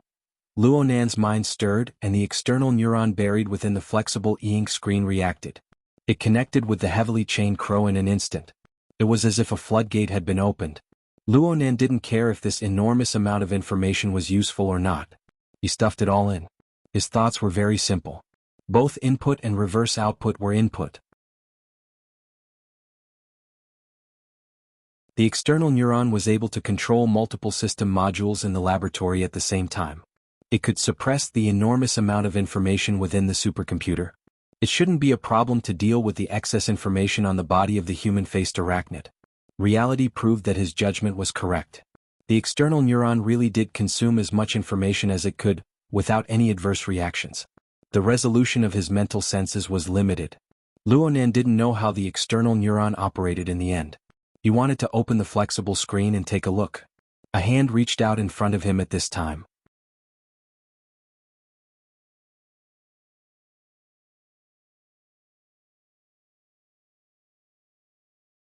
Chapter 69. Genius 1 second. Remember if you want to go? This is the web that provides you with wonderful novels to read. The hand that was extended in front of him was slender and spotlessly white. The cold and hard contours of the joints revealed a different meaning. Luonan raised his head and a familiar face entered his eyes. It looked excessively cold and indifferent. It was hard to deal with. There was also the suit and trousers.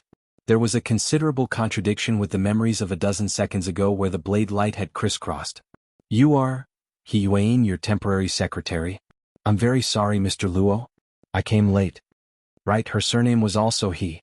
Luonan finally confirmed. Wasn't this the white-collared woman he met in the hotel lobby before? She was the one who made Qin Weikan of the Mutual Assistance Society call her sister He.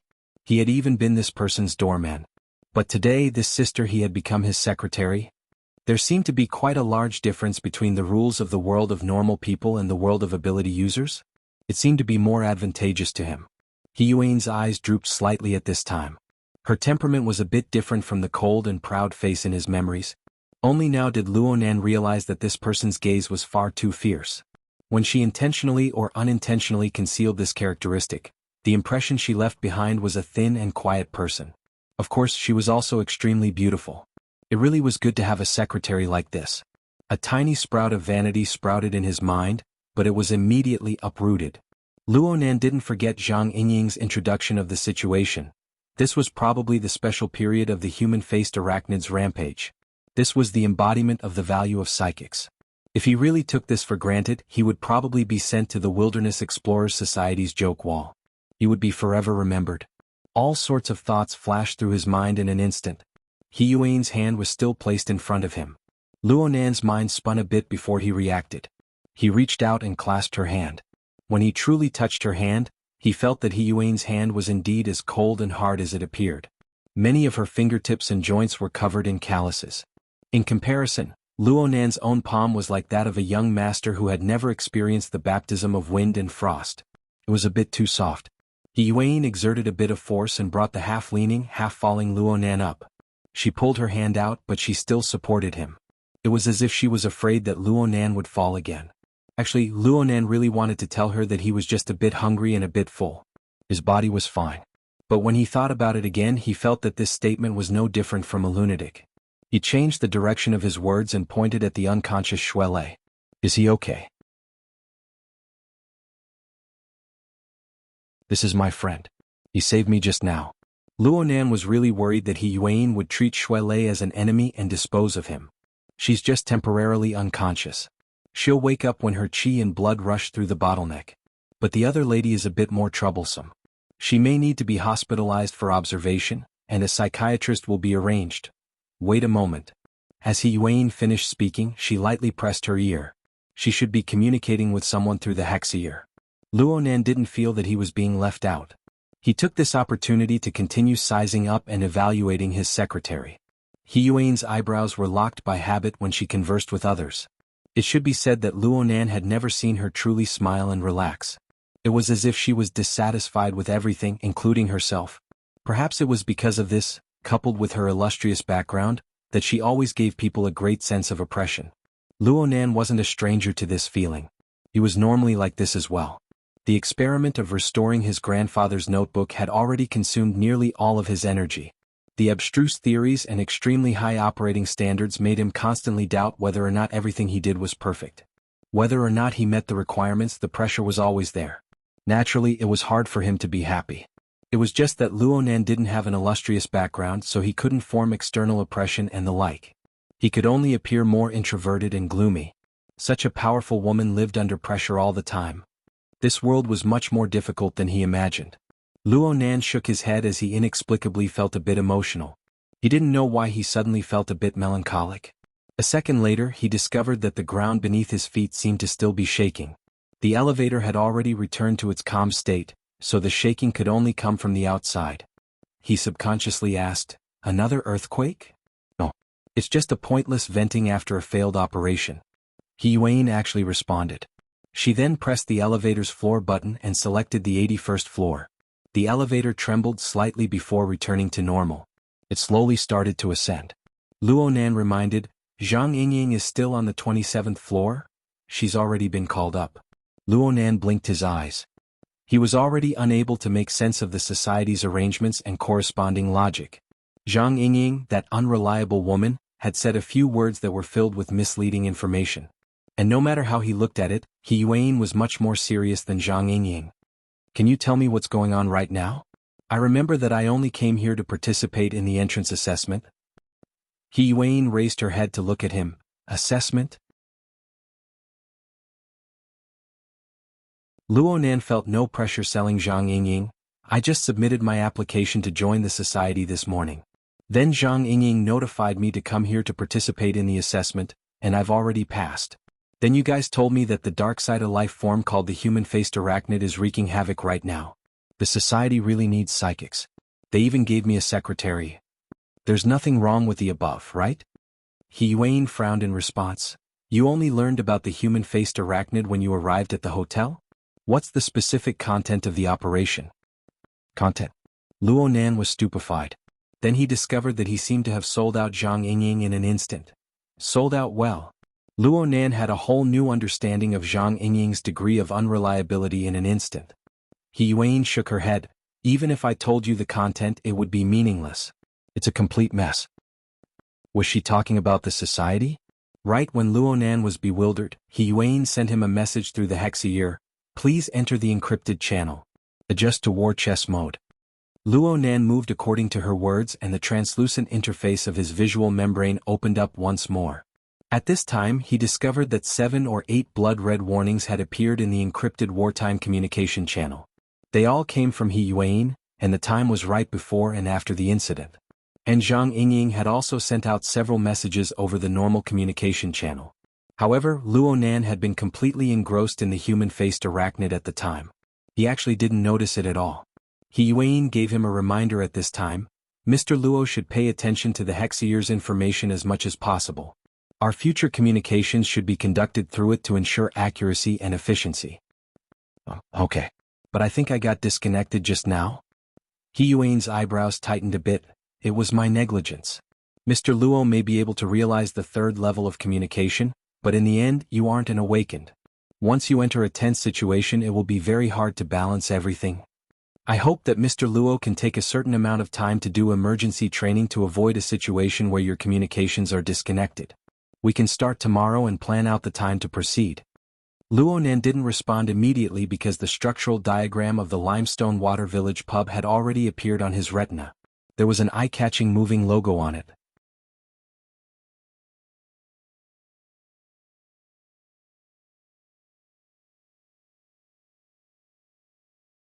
Chapter 70. A Genius in 1 Second. Remember love?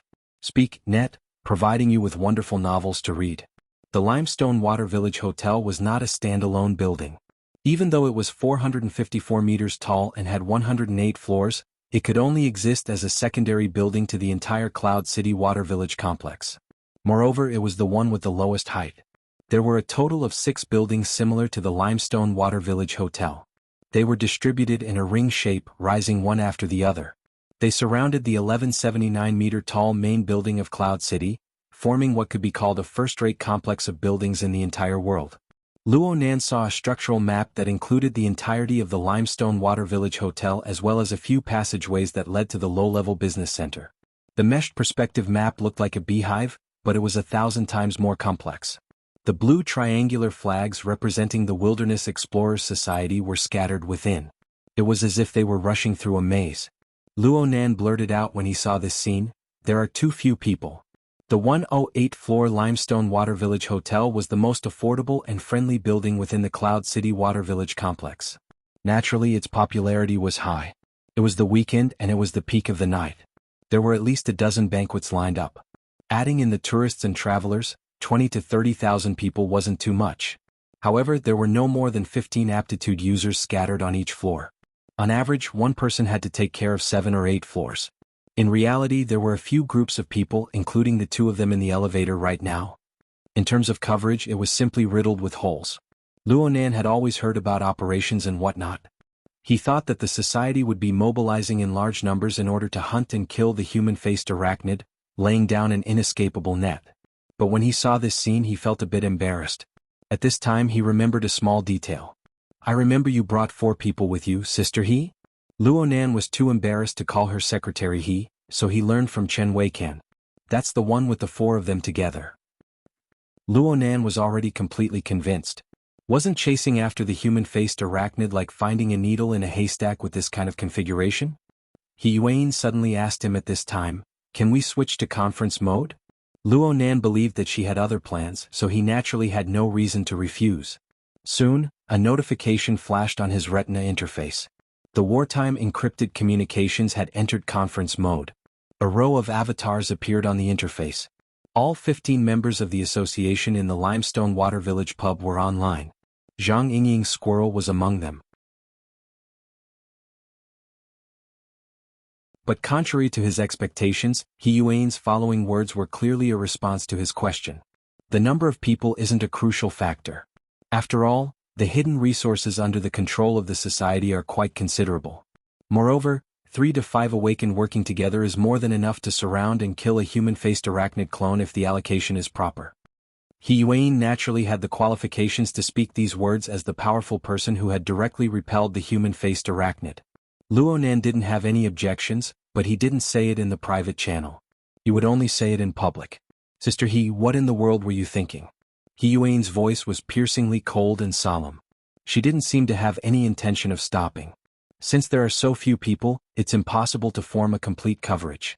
There's no need to spread out, especially when the command and deployment is far from reaching a level of finesse. This was firing cannons. Luo Nan was stunned speechless when another voice jumped out from the Hexier as expected. "Oh, people from the military are different. Then how do we command and how do we deploy? Secretary He, give us a proper explanation." Impatience seeped through the oily tone. A flashing notification appeared in the corner of the retina interface. The number was 3393. The avatar was an ugly black beetle. Lovego, small say, Nekihi Yuan didn't follow the rhythm of the black beetle. She just adjusted the building structure diagram and opened up a split-screen interface in the lower right corner. It displayed a surveillance image of the hotel's interior. Luonan noticed that most of the faces on the screen were students. Looking at the scale and shape, it was the scene of the mutual assistance cold dinner party that he had yet to enter. Yuan quickly made a mark on the screen. One was located at the edge of the surveillance area. They were talking to a man and a woman, Shuelei and Qin Xiaolin. The other was standing parallel to them. The black-suited male was getting closer and closer. Clearly this was the image from before the incident. Luonan could see that Shuelei and Qin Xiaolin had quarreled. They probably had misgivings about being in a public place. After quarreling for a few sentences they left. They probably wanted to find a quiet place to talk. The black-suited male followed behind them the entire time. Then the surveillance image switched to the elevator entrance. Luonan, who was drawing with his head lowered, entered the frame. Of course there was also Zhang Yingying who was watching from the side. Please pay attention to everyone's position at this moment. He Yuan's piercingly cold voice rang out. According to Zhang Yingying's description and the display of the war chess mode, Mr. Luo discovered the abnormality on his friend's body at this moment. He gave a warning and was ambushed by the Black Wolf behind him. Black Wolf? Luonan's gaze turned to the black-suited male on the ground. So this person had a code name? Speaking of which, this person was much more miserable than Shuelei. He Yuan's attack just now had directly smashed his spine. Luonan didn't know if he could be saved. But He Yuan's explanation immediately stunned Luonan. Black Wolf is a registered member of the society. He is also a member of this search and capture operation. However, right now he is already a slave of the human-faced arachnid. He Yuan's tone was tranquil. She didn't have any other emotions because of the change in her companion's position. But the conference channel was a sheet of silence. Clearly this fact made the others rather embarrassed. He Yuan's analysis continued at this time. We haven't found the scene of Black Wolf being infected. But according to the time of the last call, it was approximately 20 minutes ago. Then the infected Black Wolf approached the next target. From the state of his target, we have reason to believe that he has already used his methods. He has been tailing them all the way, waiting for an opportunity to reap the fruits of battle. The human-faced arachnid's methods are crude and intense. There is practically no buffer time in between. And right now we still don't know anything. Only He Yuan's voice remained in the conference channel for the time being. Only when Mr. Luo captured the traces of the human-faced arachnid and issued a warning to his friend did we begin to move. The first wave was Zhang Yingying who was by Mr. Luo's side. The elevator just happened to arrive at the 81st floor with a ding. There were no disturbances in between. Presumably, it was the result of special control. Luonan was startled when the elevator door opened. On the opposite wall was a beautiful woman with drooping shoulders against the wall. Wasn't that Zhang Yingying? This young woman, who had always radiated with vitality, was clearly receiving information from the conference channel. She had a premonition of the unpleasant evaluation that would follow. She raised her hand weakly. Hi. I'm here.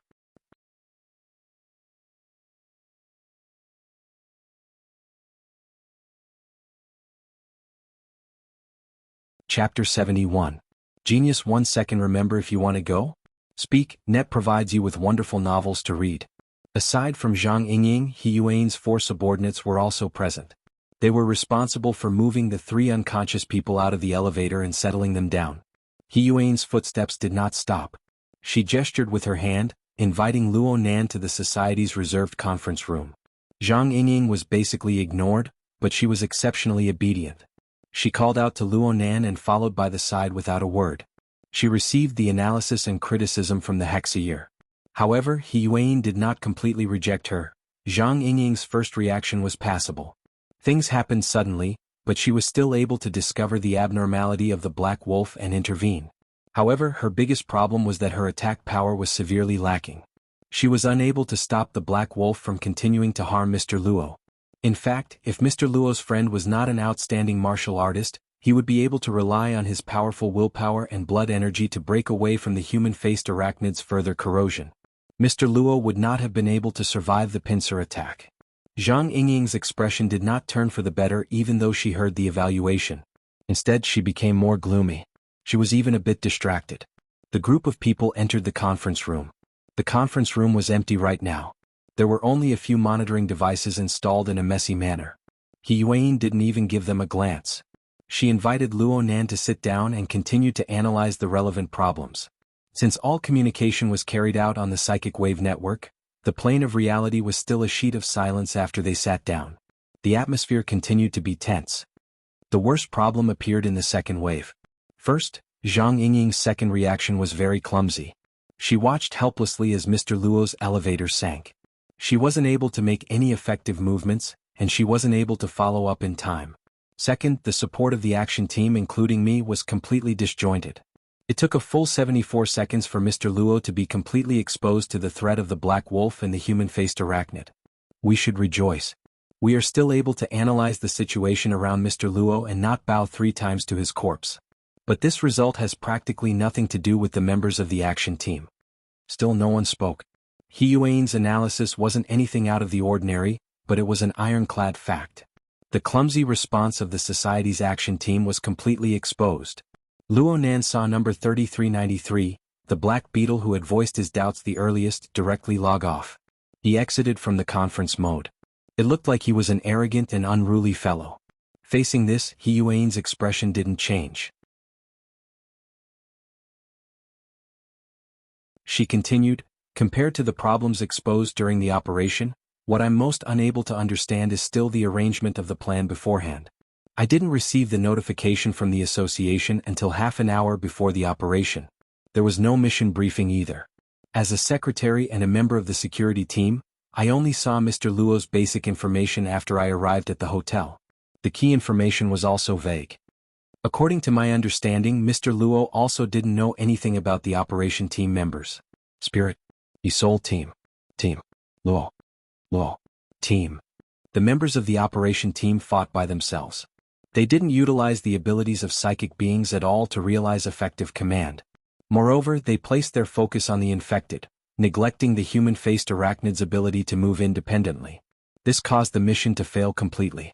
These are some of the problems I've discovered during the operation. Achin. But I not. From. Dong. But I hope everyone can seriously discuss and solve the problems that have been exposed and continue to be exposed. Otherwise, our pursuit of the human-faced arachnid will only lead to continuous failures, leading to unfathomable consequences. Love go little say neck over. He Yuan's long analysis finally came to an end. No one spoke for a long time in the conference channel. No one responded to her proposal. The atmosphere was awkward. Luo Nan even thought that if He Yuan's words hadn't softened a bit in the end, perhaps more people would have withdrawn like the black beetle. He could see that He Yuan's strict and serious behavior was a bit out of tune with the society's overall atmosphere. Luo Nan thought back to Zhang Yingying's evaluation of ability users this morning.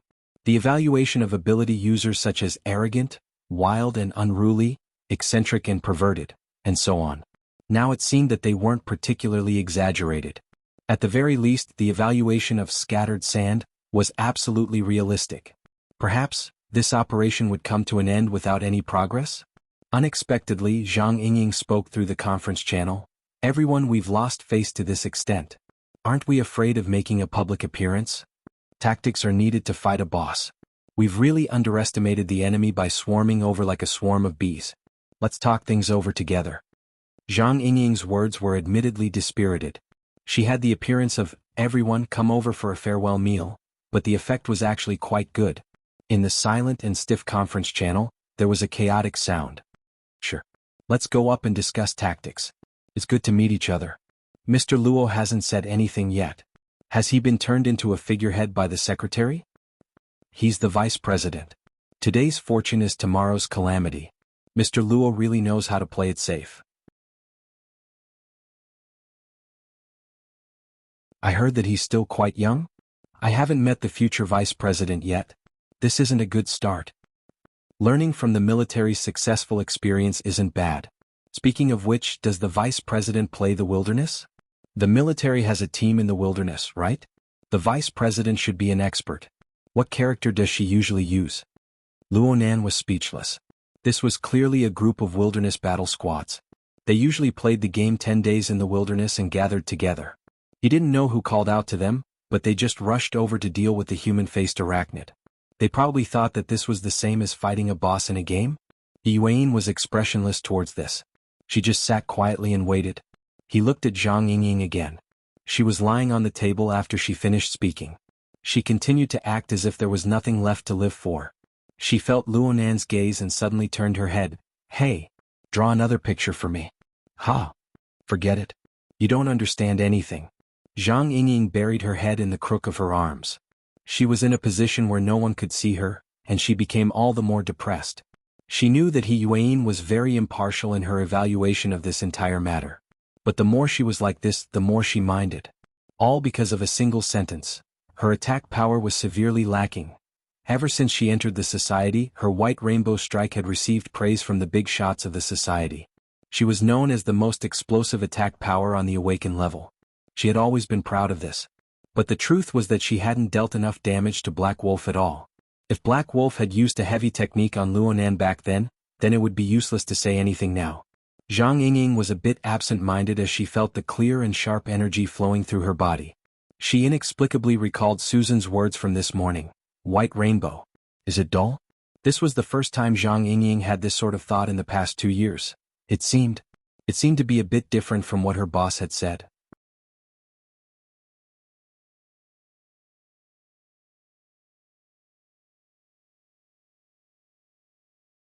Chapter 72. Genius in 1 second. Remember Love Go? Speak, net, providing you with wonderful novels to read. Zhang Yingying spoke of a portrait. Though it was without a head or tail, Luonan really did observe her. Frankly speaking, Zhang Yingying had indeed changed, and it was quite big. Her entire essence, energy and soul had changed. If Luonan were to draw her now, he would absolutely not draw her as a person who seemed to be in a game at all times and possessed an intense desire for victory. The influence of her emotions was actually this big? Mr. Luo. Yuan sent a message through the hexaear. Please enter the encrypted communication project 001. Okay. Luonan followed the request and entered the project module that was established at the last minute. A simple interface had already been built inside. Luonan was unsure of the concrete contents, but he could see that it was related to him and the human-faced arachnid. Information was constantly being updated right now, changing at every moment. Was this a template that came with the hexaear? Or was it Yuan who built it herself? If it was the latter, then Luonan could only sigh in admiration at Yuan's powerful control on the mental plane. Before the meeting, I hope to gather some information to use as a basis for decision-making. Mr. Luo, you don't mind, right? Luonan answered honestly, there are some things that I don't even know how to say. It's fine. It's fine as long as you can provide first-hand information. Back in the elevator, aside from your friend? Shuele. Yes. Aside from Mr. Shui blocking the Black Wolf, you should have created some sort of restriction on the human-faced arachnid. Is that right?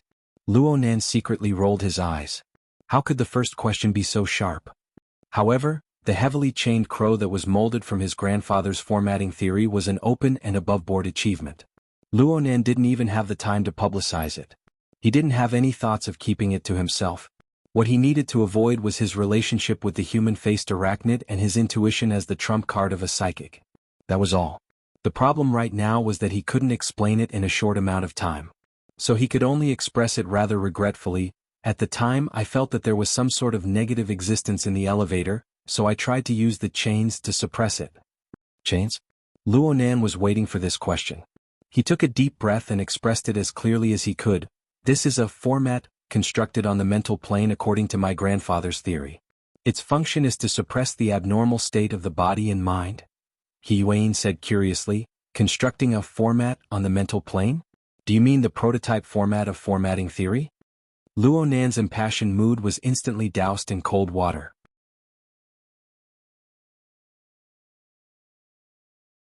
He really wanted to roar in response, screw the archetype format, but he quickly recalled the source of Yuan's strength in the elevator.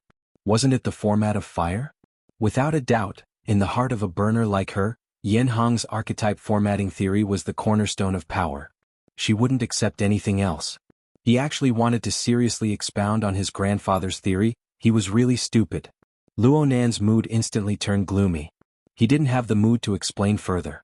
He just said, I don't know what your professional terminology is, but the general meaning is like this. Love go, small say, netku. This theory seems very interesting. I hope to have a chance to discuss it with Mr. Luo. He Yuan was like an outstanding presenter. She would never easily deny the opinions of others, yet she always grasped the core theme. Can Mr. Luo describe the feeling of directly confronting the human-faced arachnid? For example, the performance of the human-faced arachnid's abilities? Luo Nan didn't respond immediately. He needed to sort out the relevant information and protect his own trump card. He needed a certain amount of time. He Yuan wasn't just a questioner and a listener. She felt Luo Nan's hesitation and she first shared her own experience. Actually, yesterday I joined forces with my comrades to exterminate a human-faced arachnid clone. Today I encountered it again. The difference from yesterday's clone is quite clear. Yesterday? Where? Luo Nan was a bit surprised. Mr. Luo should know. It's the source of the human-faced arachnid incident, the research and development area. The military transport ship Lanshan. It's her? That blade light, there's no mistaking it. Luo Nan's loosened memory barrier opened up like this. He instantly connected the thin woman in front of him with the deep blue walker who had slain the burning wraith on the military transport ship yesterday. The feeling of that blade light was completely compatible. Yes, this was the slayer who had slain the burning wraith that he had subdued. Sure enough, this was a world piled up by coincidences. They could be considered to have a grudge between them. Luo Nan didn't really care, but the question he had been keeping in his stomach suddenly emerged. Sister, he can activate the format of fire without the deep blue armor? What Luo Nan really wanted to ask was, why do I feel that the strength you unleashed in the elevator is even stronger than when you're wearing the armor? Unfortunately, this kind of self-exposing question could only be kept in his stomach. He Yuan didn't find it strange that Luo Nan was certain that she was a deep blue walker. In this world, deep blue walkers and burners had a 1-2-2-1 relationship. The format of fire can already exist without the armor starting from the third generation of burners. After all, technology is constantly advancing. He Yuan didn't explain in depth. Instead, she went back to the original topic. Compared to the one we killed before, this human-faced arachnid clone's ability to interfere with reality has clearly increased. It can forcefully infect and control and awaken like the Black Wolf. It can also quickly extract its strength. If this happened on the ship, it would be very hard for us to successfully surround and kill it. Luo Nan used the Hexier to flip through the society's information and combined it with his own personal experience. He didn't feel that there was anything hard to understand. It must have devoured many of its own kind. With 8 or 10 of them piling up together, its ability will naturally increase by a level. He Yuan responded, the hunt for the human-faced arachnid has just begun. Right now in the entire Xia city, not counting us, there are only 2 successful examples. There are 3 other failures.